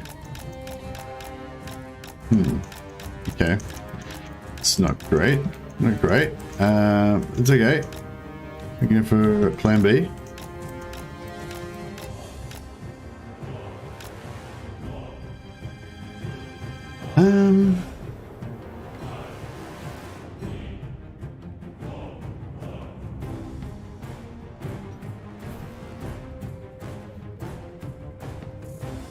But yeah, I don't know if anyone has anyone played Marathi and found an easy way to confederate Malekith? I don't think there is any easy way to do it. I think basically all you can do is send a hero up there early, hope that he gets bashed, and it's just like, yeah, it's not gonna happen. So yeah, I don't know. Well, I'm not sure if I can deal with playing a Dark Elf campaign and like not having. Can we do these up on top of the walls? What happens if you do it on top of the walls? I don't think it won't work, probably. It'd be pretty cool if it did, though. Can we do that?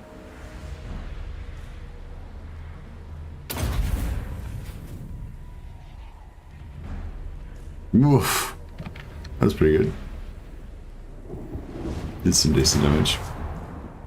Alright. Herr Jäger! Positioning! Nothing can stop us! Move now!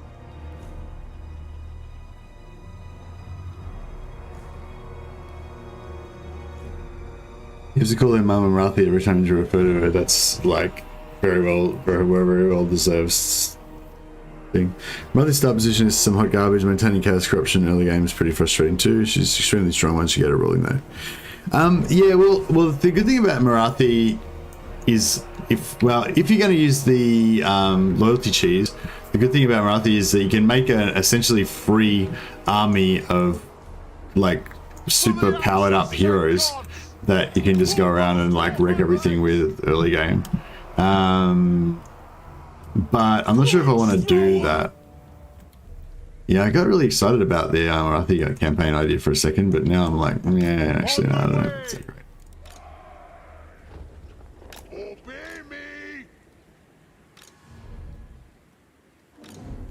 I actually wonder if these guys can fly over here. That'd be pretty cool. Now!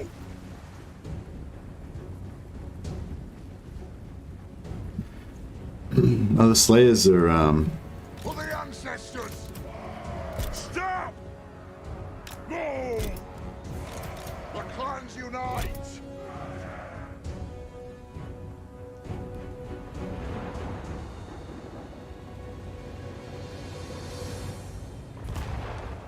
yeah, no, I wouldn't Malekith early on.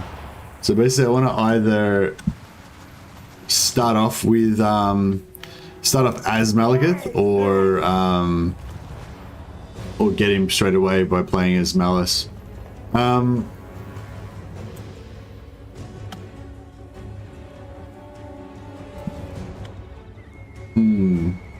I was sort of thinking like the whole idea of like chasing enemy lords for traits kind of could be cool. Like I could sort of imagine you could kind of imagine Marathi doing that, just going around, you know, murdering people and, you know, seducing them and betraying them and stuff like that. Just gonna,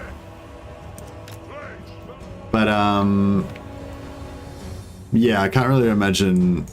By the gears of super! For the cannons and gore! Grudge thrower! Slayers! Move!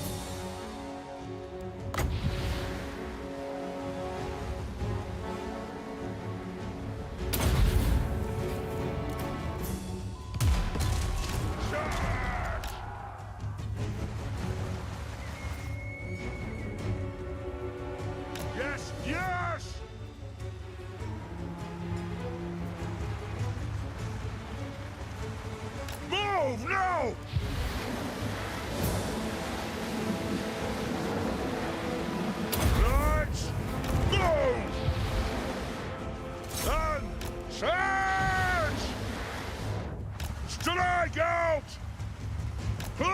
will flow! Aye, as you command! Attack the earth! We demand blood! Going.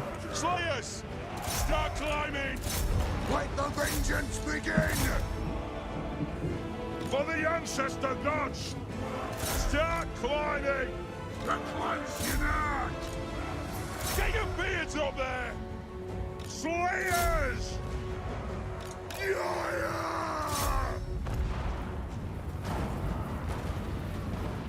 Right, get up there, boys. Iron Drakes! Kazakan Kazakit ha! Climb!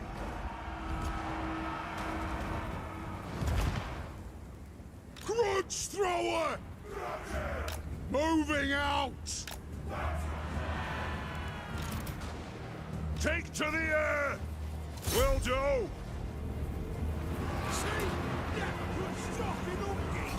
The Master Assassin himself. Okay, yeah, that could be cool. I wonder if like a Snickage Undercity, like Undercity Snickage campaign somehow. Stealth Assassin Snickage Undercity campaign? Like, yeah, how does the, I haven't really looked into that for a while, but how does the like Undercity only campaign kind of stuff work out for Skaven? Is that kind of alright or not really? The end!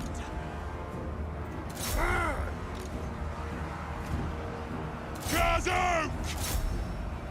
Sword drawn! Strike!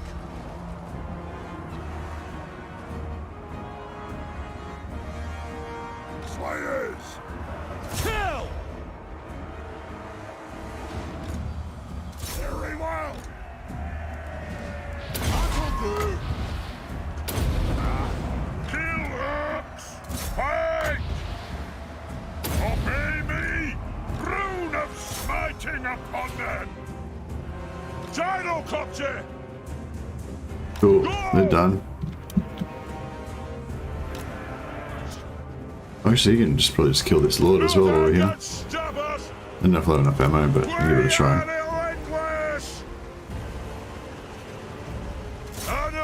We need Skaven Blight for the Undercity landmark that reduces corruption time.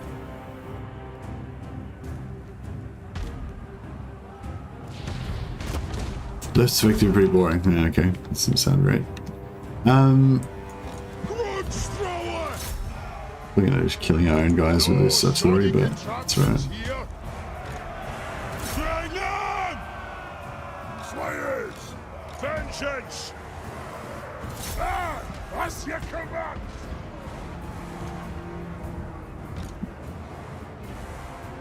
Kadu! Let the vengeance begin! We'll guard it!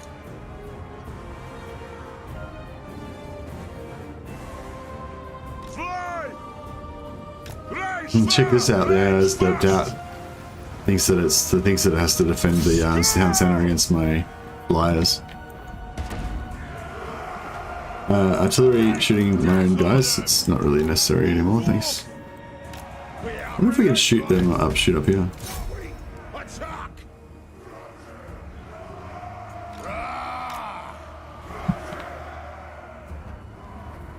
We are relentless! It is a reckoning! Thunderers! We'll guard it! We stay put! Ready to fight! Bring carnage! Thunderers! Kasuk! The runes glow! Kill orcs! How do we delete their lord? Didn't even notice him die. Let the vengeance begin! Orcs!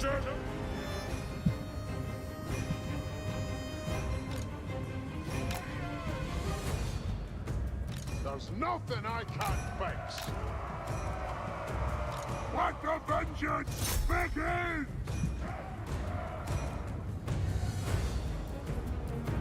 For the ancestor gods!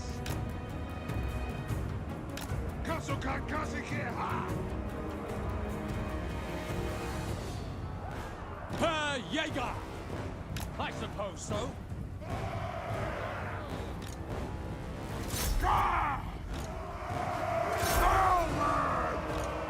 Bring them!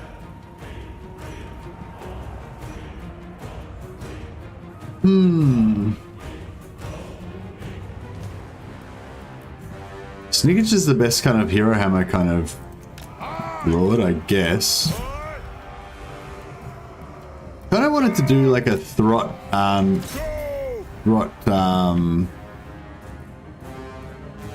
of wanted to do like a throt storm vermin campaign. Like throt, like I know throt's thing is all about monsters and stuff, but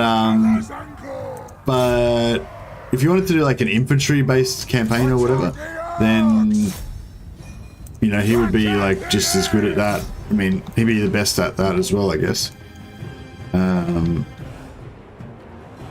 Does anyone experience units just dying as they climb a wall? If so, I defended against orcs and their lord just died while doing that. Did the wall break? Oh, actually,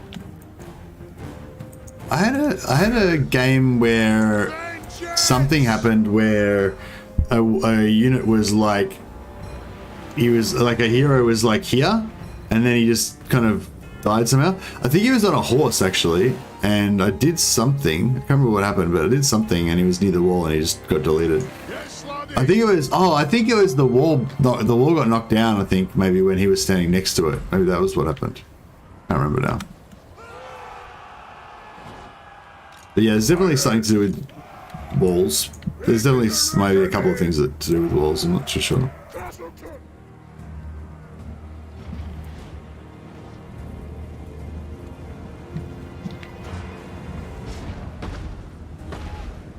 Yeah, you guys are pretty much done now. Slayers! War of vengeance! You just stand there and get artilleried.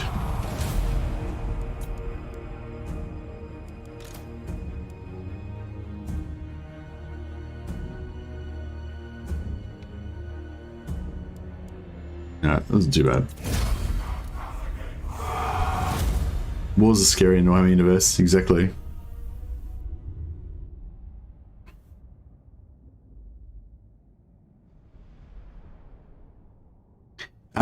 Yeah, no, I'm not playing Tretch. Like, it's got I don't like his start position, and fuck Tretch basically. But just out of interest, what's Tretch's storm vermin thing that he gets? Oh yeah, actually I suppose no, it doesn't. Yeah, actually no, that's a good call. Like, yeah, like, yeah,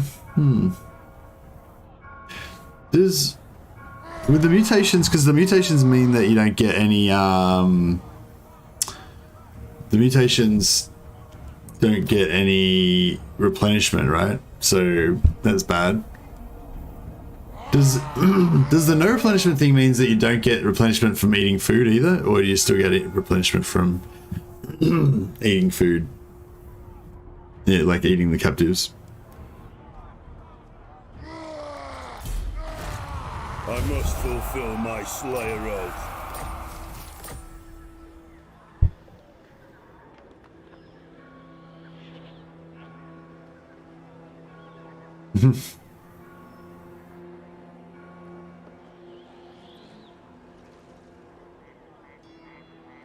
Everyone knows Stretch is the best Scaven Legendary Lord. Yeah, I don't know. I don't like his start position. Whoever said yesterday artillery crews never go back into their artillery after being broken, you're wrong. Ah, that was me. No replenishment should mean no replenishment full stop. No, I'm not interested in what it should mean. I'm interested in what it does mean. Yeah, I don't know. I'm thinking like, yeah, maybe my Skaven, my excuse me, what I was going to say. Maybe my Skaven Throt idea is no good because the Throt, it's just sort of like the Throt stuff doesn't really work out well with infantry. It just works better with large monsters. Is that kind of the deal?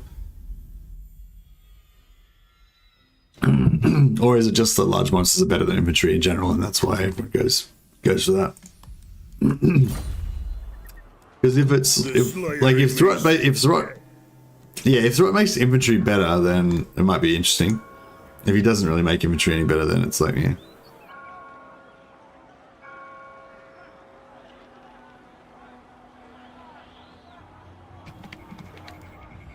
I am the Slayer King.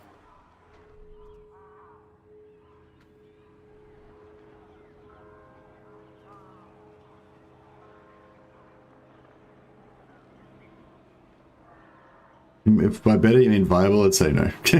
Yeah, well, no, one of my kind of themes that I like doing is just doing like infantry campaigns or infantry focused campaigns. You know, even with factions that are clearly better off not doing infantry. You know what I mean? Like you know, like high elves and dark elves and stuff that have like really powerful range, but you can just still make viable melee armies and stuff and cruise around with them.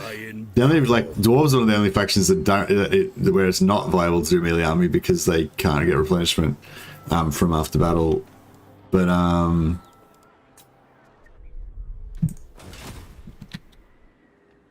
summon me if you dare.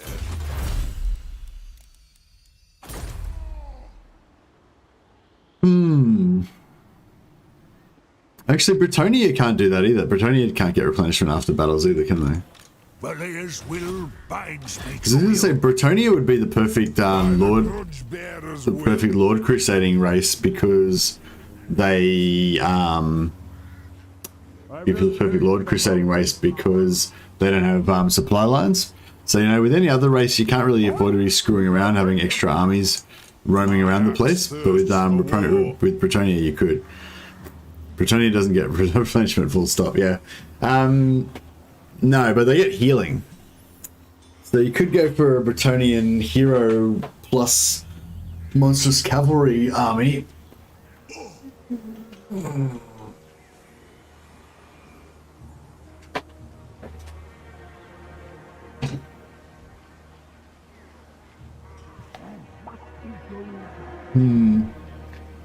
What about if we went for like Rapant's campaign, where Rapant is going to migrate back to Bretonia to defend Bretonia against... Actually, do you need to migrate, or can you just...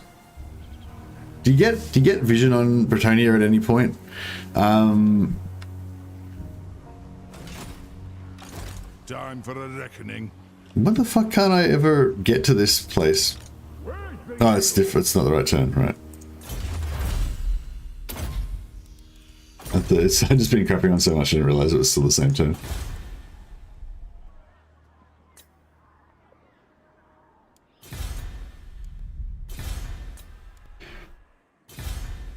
Yeah, what about Repentance doesn't have the Confederation text, the other three choose. Yeah, no, she has her own special thing, but she can confederate them all like pretty easily. What was I going to say? Yeah, so Leoncoeur and Alberic both like are obsessed with crusading around attacking enemy factions and challenging enemy lords to duels, and so they're on crusade permanently.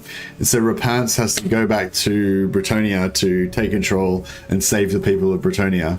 So basically, we'll play defensive campaign with just Bretonia with no expansion with Rapance.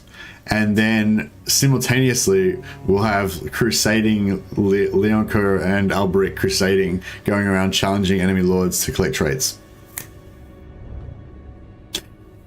I feel like in theory that could be amazing, but I find Bretonia to be kind of like a bit of a shit faction. Rapance has vision of Lioness. Doesn't she just know everyone up there by default? Oh, yeah, cool. So we could just, yeah, I'm pretty sure, I don't know, I did it a while ago and I remember you could, you know, do it somehow. I think when Rapance first came out, you had to like actually walk over there, but I think they changed it now, so she's got vision on Lioness, yeah. Or maybe I just didn't, maybe I was just dumb and I just walked over there unnecessarily. Yeah, no, we won't start as Luan, we'll start as Rapance, so we get her sweet buffs. And I also kind of like her water thing that she's got, even though it's sort of silly. If I recall correctly, Rapans apparently can't confederate any of the other lords. No, Rapans can confederate the other lords. I'm sure that she can.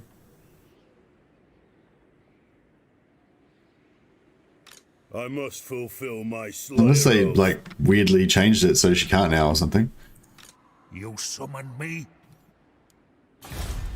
I'm kind of losing interest in this dwarf campaign.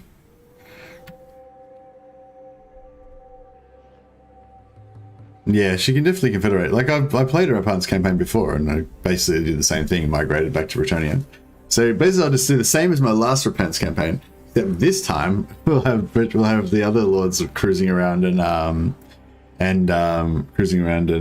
doing things. Yeah, she doesn't get the dilemmas to confederate them, I don't think, like the other guys do, but she gets technology that gives her like massive plus relations or something.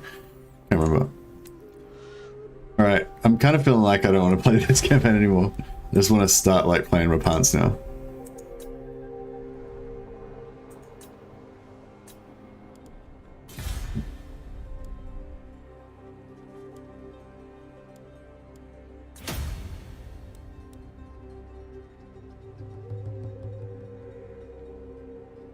Oh yeah, I forgot about the Fae Enchantress. Yeah, right, so the Rapans is, so the evil Fae Enchantress is, you know, subverting the Empire. So the storyline would be that Leoncoeur and Alberic, being like just, you know, big dick Grail Knights, are out there just crusading around, challenging people to duels and stuff, and neglecting the Empire, neglecting the kingdom, sorry, of Bretonnia. Meanwhile, the Fae Enchantress is like using this as an opportunity to move in and do a power grab. But so then, but she's like misruling the kingdom and, you know, abusing the peasants and stuff. And so Rapans is like returning back to destroy the Fae Enchantress and win over her, you know, win back the empire, the kingdom or whatever. And then she can defend the kingdom while if you really have enough time to start Rapans before you work, then do it. Well, we could do a little bit of a like, you know, a Rapans investigation. All right, well, yeah. Apologies to everyone who was really keen on seeing this dwarf campaign continue. It could be a cool... I mean, this would be a pretty cool campaign to keep playing, like, to be fair. But it's just like, you know, the... People kind of lose interest in the campaigns, like, it, you know, it's if you look at the number of views, you see that the views just keep dropping as the episodes continue, you know. Yeah, I've enjoyed this campaign, but I feel like my interest level, there's a certain tipping point where your interest level in the current campaign goes down and your interest level in starting a new campaign goes up, and then as soon as they get to be about equal, it's like boop, you know. So I think we might have hit that point.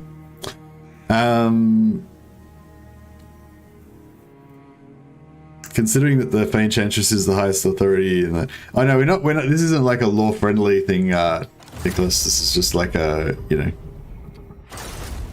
just like a very loose provocation. Alright, let's just have a little bit of a investigation here.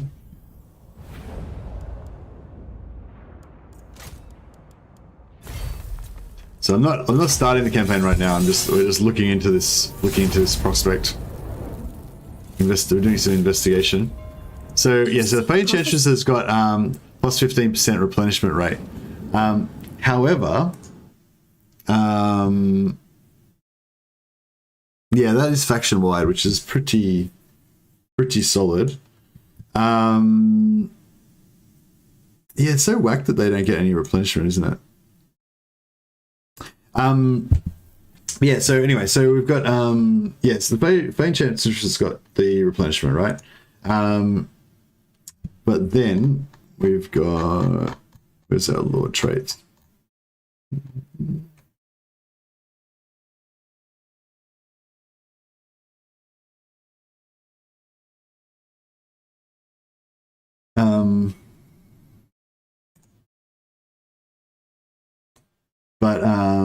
Blah, blah. But yeah, but if we kill the Fae Enchantress, you get casualty replenishment rate of plus 10%. So we can get so So we can get at least plus 10% on all of the other lords if we farm her with Rapunzel and the other lords. So that's, you know, that's something we can do. It's an oversight. Fey Enchantress. Fey's replenishment buff also applies to garrisons. Oh man. That's pretty powerful, isn't it? Well, I mean, the same theory would kind of work with the Fey Enchantress. So the Fey Enchantress is looking after Bretonia while the boys, you know, the boys go off and do their thing.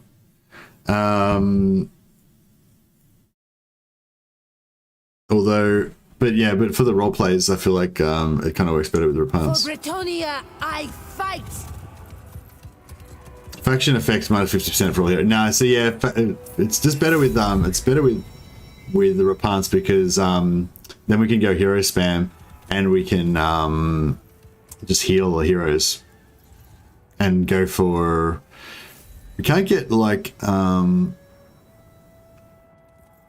we can't get boys are back in town. Yeah, indeed.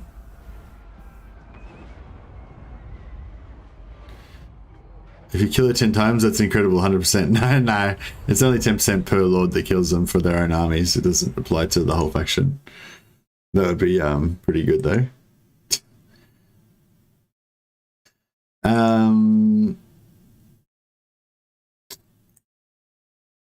And I think they have a follower that gives replenishment maybe, but it's like super hard to get or something. You gotta lose or draw a battle, yeah. It's only 8% chance.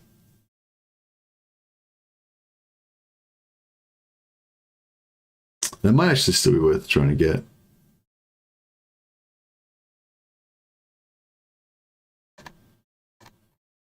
All that is good and holy, drive the creatures of the night. I don't know. So, what, should I go to bed or should I give this Bretonia thing an idea? Give it a shot. Maybe I'll just real quick make a new stream. I guess we could just.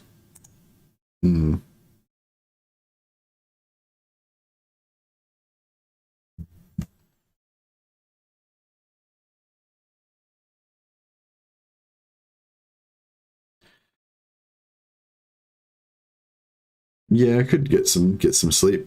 Might be a good idea. In the name of the lady. We'll just check this out quickly before we go. Check it. See, I'll just check out the. Yeah, I got to work in like 2.5 hours, so I was thinking I could get a couple hours sleep before work. I'm probably gonna have tomorrow off to work on my video. I mean, I might start this campaign tomorrow, but I'll probably have tomorrow off to work on my video. Maybe even the day off after that, and then start this on like Thursday or something. I don't know. See how we go. Yeah, or unless I come up with a better idea in the meantime.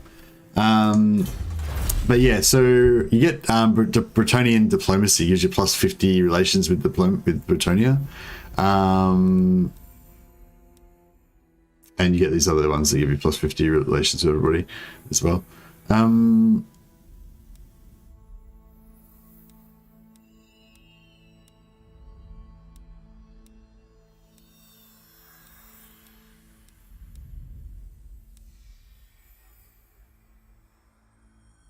Saw your Ogre Camp video earlier, quite interesting. Oh, thanks, Nicholas. I appreciate it. Just eat an apple and keep streaming for 8 hours. Exactly.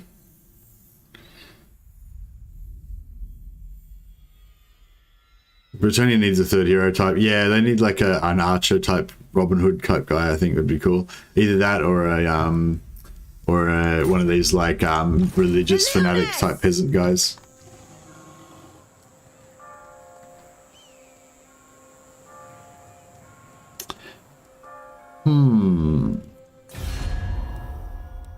Lord of welcome to fair Bretonia. So she's kind of like already.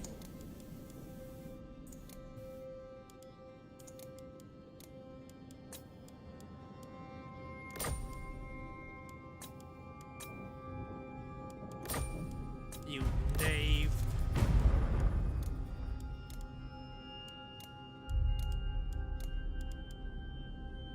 I suppose so. Yeah, she can pretty much almost nearly... She can nearly almost confederate with Honor before glory. with them straight to away. fair Britonia. Now is the time to unite. Yes? I will. Do you know who? The lady grants you safe passage in these lands.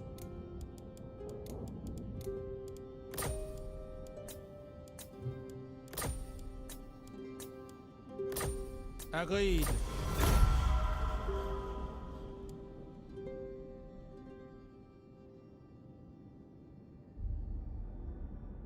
Yeah, if you capture the settlement, you got like, I think it's a 20% chance, so it's a very high chance if you capture the settlement. If you don't capture the settlement, then it's only like a 10% chance. But the good thing about it is if you sack it, then you can just do nothing over and over again, and you just keep getting the 10% chance. Yeah, I think I said in the video, I think we thought that the do nothing was actually the whatever. Anyway, yeah, I think we thought it was 20% chance when you do the do nothing, but it seems like it's only 10% chance, or less maybe.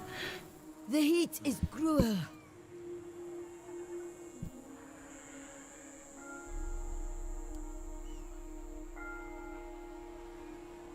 Ungrim is a really pretty dude now.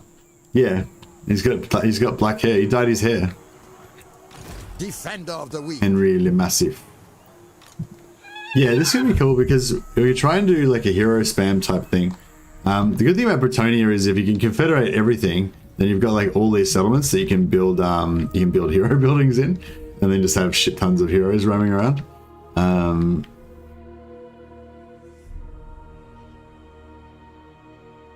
So what would be the best? So I suppose we should try and like, excuse me. I mean, long term, I don't really want to. Such relentless heat. Don't really want to hold on to Kofa. Réponse de Leon. For justice. To the yard, man. You want to auto resolve this or fight it? I'm gonna screw around for a little while before I go to bed.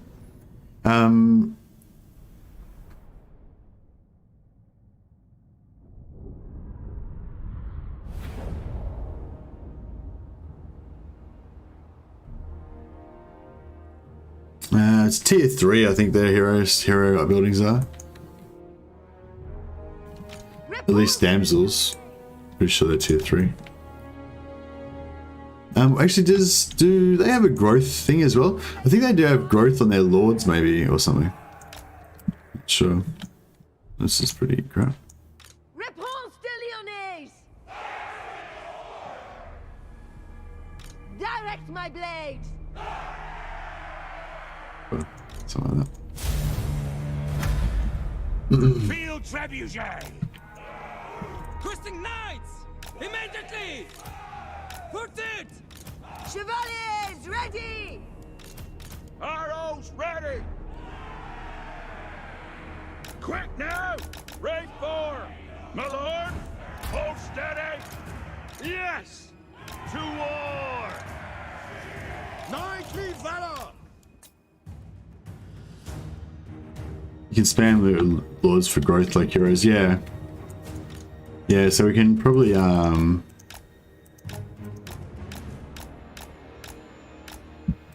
we got cavalry? Oh, yeah, they have. There we go.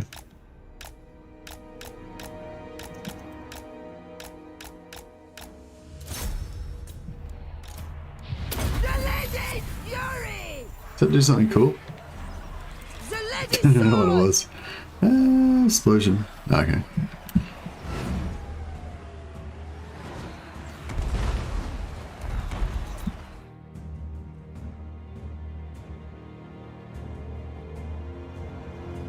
Oh, that lasted a bit too long. Field trebuchet! At once! At speed! Attack! Right away! Take the ground! Moving apace! For the king! At once! Quickly! Paladin of Britonia!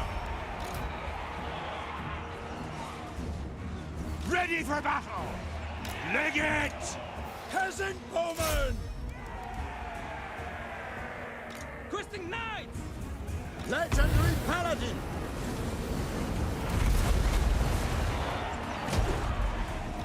Get him! Four knights! Post haste! Paladin of Bretonia! Ride them down! Come at him! Field trebuchet! I don't know if that's going to be good for our The lady wins it! lords, but whatever. At speed! Take the ground!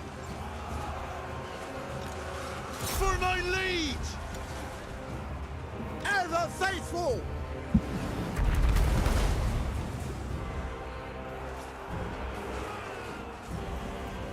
Defender of the... As you say!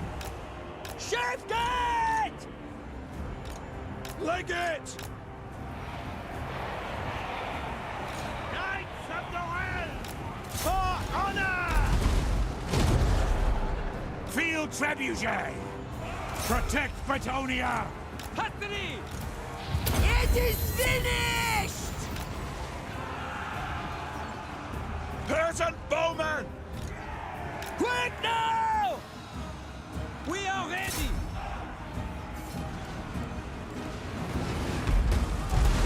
We serve the king! Swiftly! Peasant bowman! Spearmen at arms! Yes, my lord! Ready! Aye! Come on, lads! Knights of the Realm! Oh man, Henry's getting fucked. Questing knights! Peasant bowman! Charge! Well, Henry's The lady awaits! not happy. Take the ground! Honor the lady! Knights of the Realm! Now Henry's survived. This is good. Questing knights! Peasant bowman! Come on, lads! Immediately! Cut them down! Honor the lady!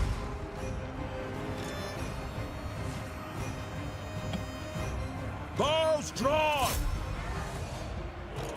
Attack! Paladin of Bretonia! Hastily! Charge! Hail! Swiftly! At speed! Take the ground! Orders, my lord! For victory! At speed! Bound by honor! Full tilt! Field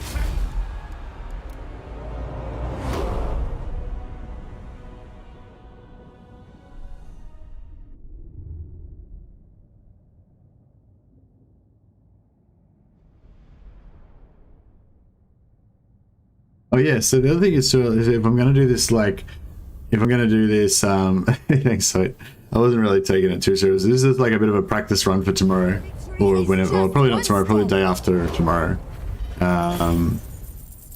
Yeah, I'm pretty tired. I'm kind of like enjoying this conversation about this prospective campaign, but it's probably better just to have a rest and have a think about it. This is a mercy! But you know, I feel like, I don't know, at least amongst you guys, there seems to be a little bit of interest in this whole Bretonia Confederation, defend Bretonia crusading thing.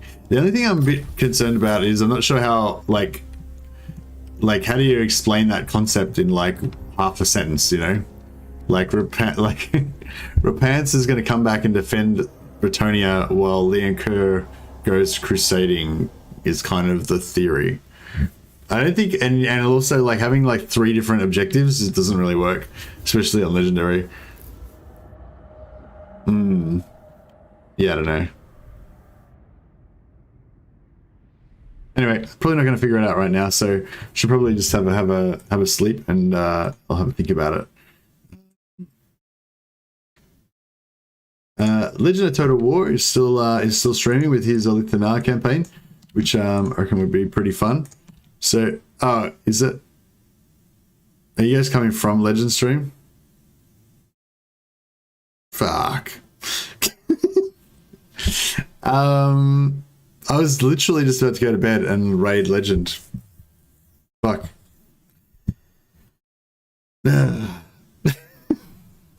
Hey guys, welcome guys. You have to get some Canopic jars from Arca and Fast. Legend viewers incoming. Poor time in Legend.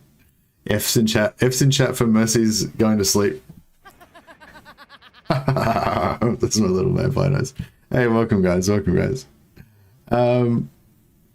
We can all go to Turin, I guess. Yeah, I don't know. Oh, maybe I should just do this thing. Maybe we'll carry on with what we're doing. So I should have went to bed sooner. Yeah, that's right. That's all right. We'll do it. Well, since you guys are here, I'll get you guys in on the chat we were just having. So we were just this was meant to be an Ungrim stream, right? But pretty much the Ungrim campaign was finished. So we're saying we're gonna go start a new campaign probably the day after tomorrow.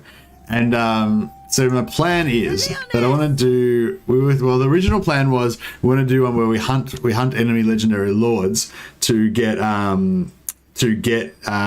traits, right? And I think that would be pretty cool to do like a hero centric campaign. So you have lots of paladins and stuff hanging out with Rapance. And Rapance has got a special trait where her paladins and stuff cost 50% less. So in order to get lots of paladins, we need to get to tier 3.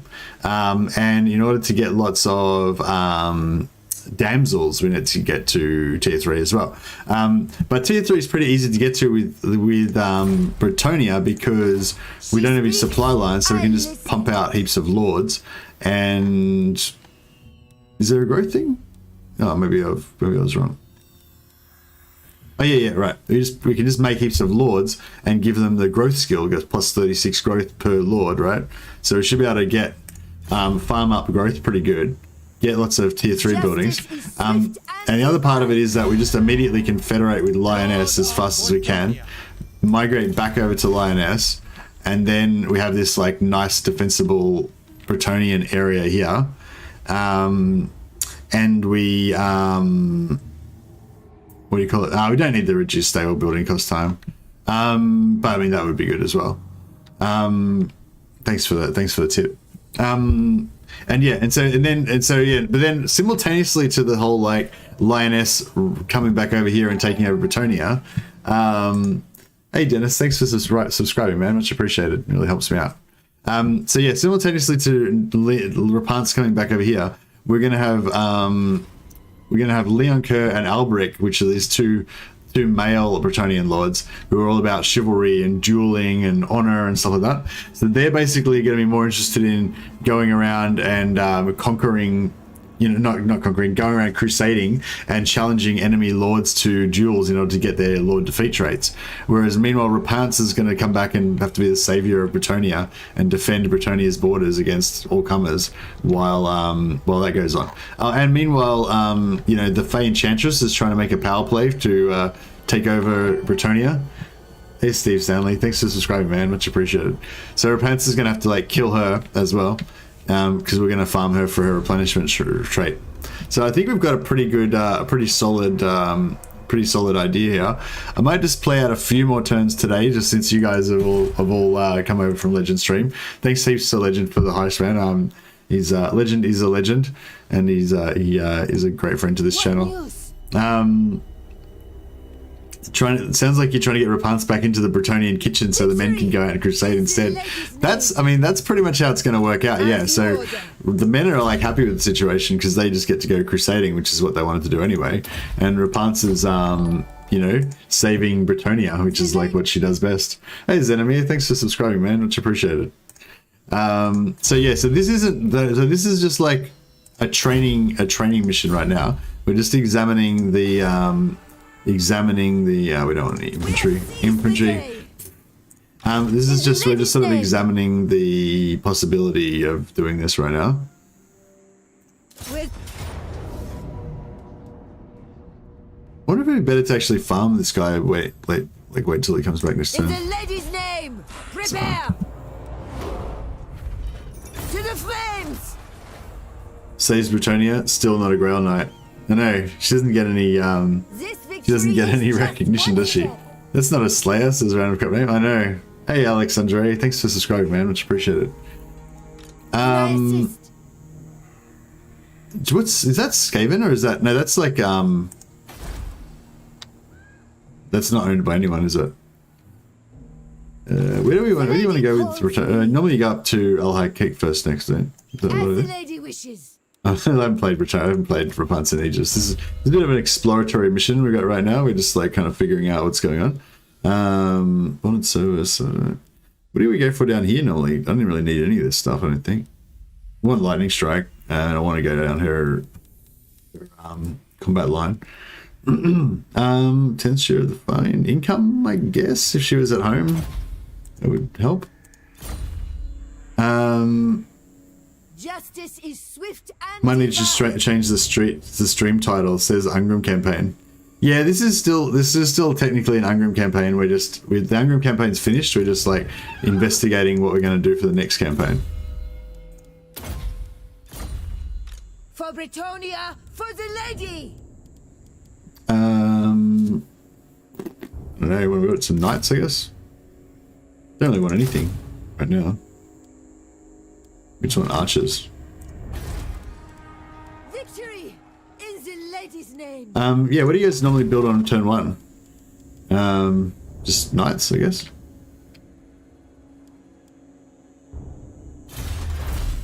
And yeah, we're going to go for diplomacy first because we want to get confederating.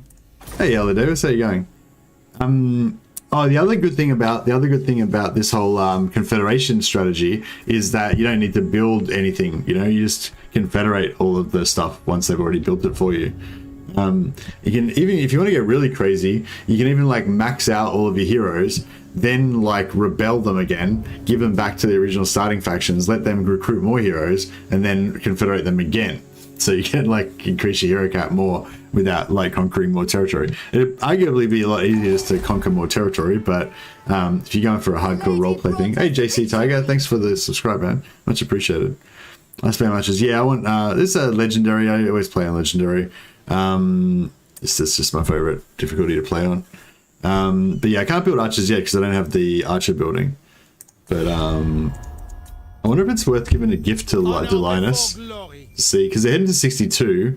We need him to go to 75. Let's hope we can come to. No, the gifts are super cheap. As you say. I suppose so. If needs must. I never fail.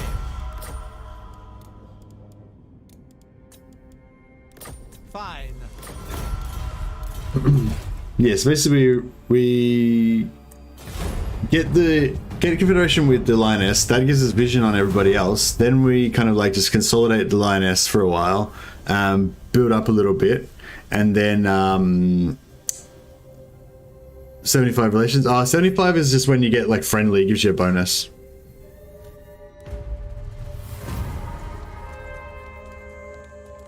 I mean, technically you don't need to be 75 theoretically, but in reality, like, you aren't going to get the confederation unless you aren't going to get the confederation unless you do it. Yeah, no, it seems like she's got the vow. What vow she got? Knight's vow, cresting vow. Yeah, she's got the first two vows. Oh yeah, oh shit, I should have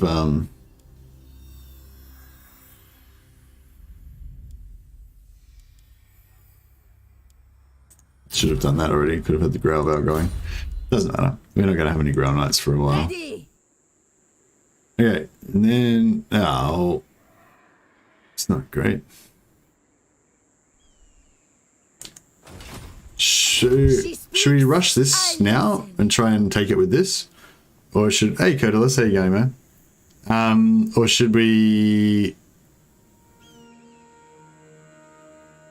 Could you do one-man Doomstack with Repants? Oh, I don't know, maybe. That's probably more of an Andrew Tobias question. I hadn't really thought about it. What if Tomb King soldiers are all the dead peasants who died fighting and picking potatoes? Repants goes to liberate them. What are you saying? That's like an alternate campaign idea. Is it time?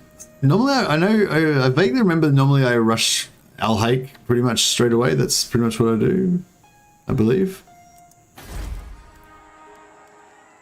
Or do we want to go back and wait for the peasants? Wait for some archers? Réponse de Leon!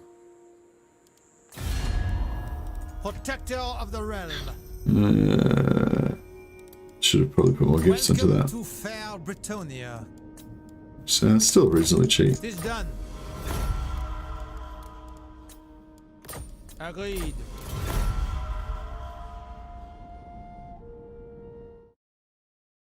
Repants is better as a Hippogriff commander since she gives frenzy for the entire army. Oh yeah, cool. That sounds pretty good actually. Yeah, well, I'm pretty. Like the plan is to kind of use Repants's 50% hero cost reduction to give cheap heroes to Alberic and Leon Kerr, which are going to be our kind of like main crusading guys. We should just head back here and get that. And what do you guys? I can't really remember this siege how it works now. Whether I need more troops or not. Be watchful. Be ready. But yeah, I guess we can go here, get some archers.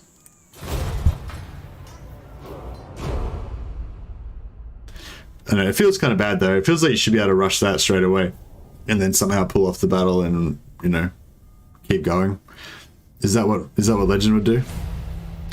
WWLD, what would Legend do? Oh, we should have been recruiting extra lords. Fuck. Of course. I'm glad we're doing this practice now because I've totally just forgotten how to play. Britannia. So yeah, I should have been recruiting extra lords from turn 1. Specifically, we needed a healer.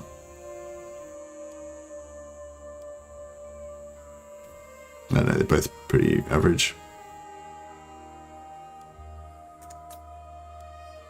Devotee of the lady. Devotee of the lady. For Britonia, for the lady! Oh, well, can we fight this following battle? I don't think we would have. I think you could have rushed it, but I can't recall. Yeah, I think so. Yeah. It's just, I feel like I remember rushing it in the past, but yeah, it's been so long I've played Britannia, I can't really remember. Legend would look angrily at the game and the battle would resolve itself heroically. Yeah, that should be really, maybe. I don't have that power, unfortunately. We can't win this battle, can we? No. Not really. Kind of.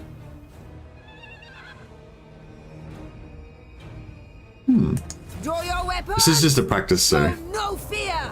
doesn't matter too much.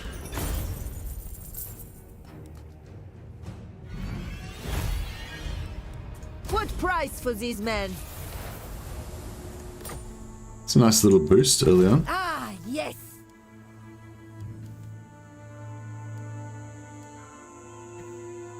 Through the waves! Coming to port!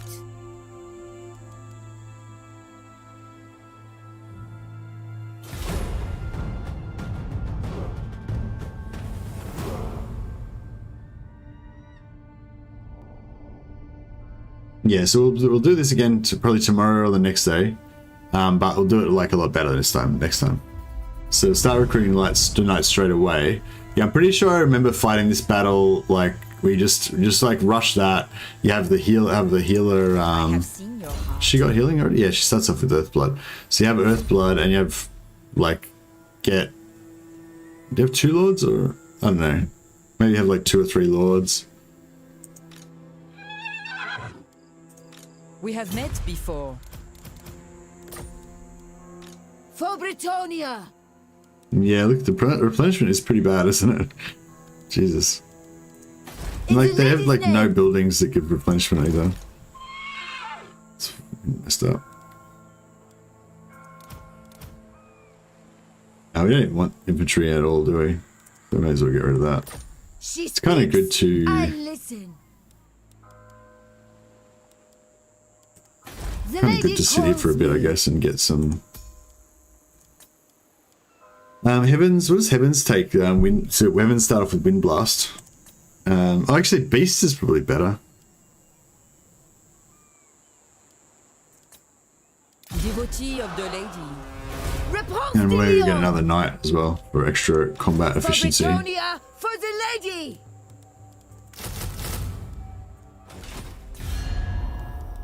Do you know who I am?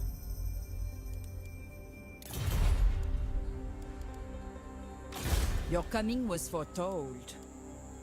It shall come to pass. What is your behest?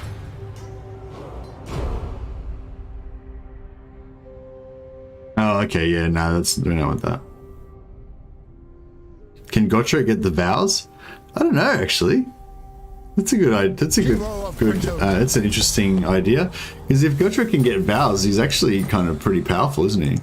In the lady's name. Because that's kind of one of the main things that makes him so weak in the other,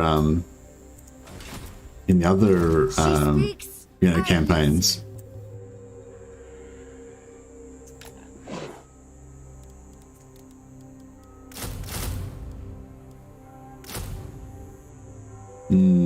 It's gonna screw us, isn't it?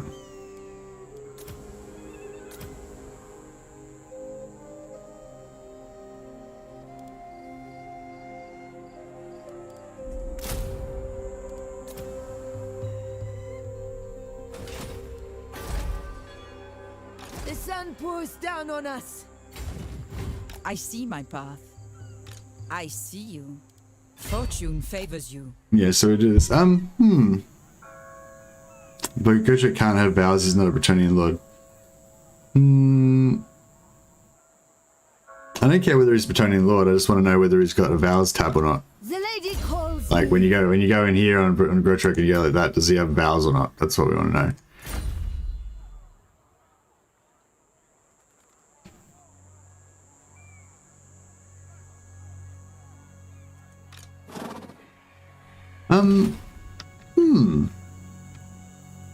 No, I'm kind of liking this idea. So yeah, I'm not going to play it out now, guys. I think I'm going to go and get a couple hours sleep before I go to work. Sorry to waste the host from Legend. Thanks again to Legend for sending you guys my way, and thanks to everyone for coming over and checking out my channel. Yeah, if you're not familiar with my channel, I make videos with, you know, different strats and exploits and stuff, so you can check out my YouTube channel if you're interested in that stuff.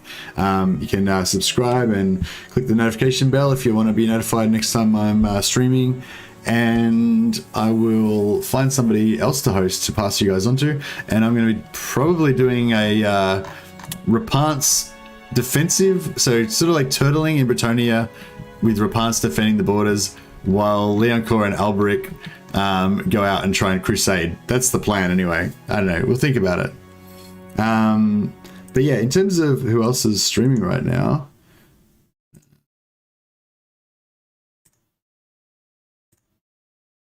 okay, we have Turin, who's got 900 people watching him. So if you want to go and join an exciting lively stream with heaps of people in it, Turin is streaming some multiplayer. But in the tradition of, who's that? In the tradition of Legend hosting other Total War streamers, I don't know. I think I hosted Cullen the other day, but I don't know. He's just a small. Small. He's not that small actually. He's got 907 subscribers now. Yeah, I don't know if you guys want to check out a smaller streamer. This is Callum. I don't know too much about him. Just that he's playing Warhammer. Yeah, go and check that out if you like. But otherwise, I'm sure you guys can find your own streams to watch. But yeah, thanks so much for coming, guys. Sorry to cut it short. You just happened to come in at the time when I was about to go to bed, so yeah, bad timing. Yeah, guys, have a good night, and yeah, I'll be back with probably some Repents in day after tomorrow. All right, catch you guys. Thanks a lot.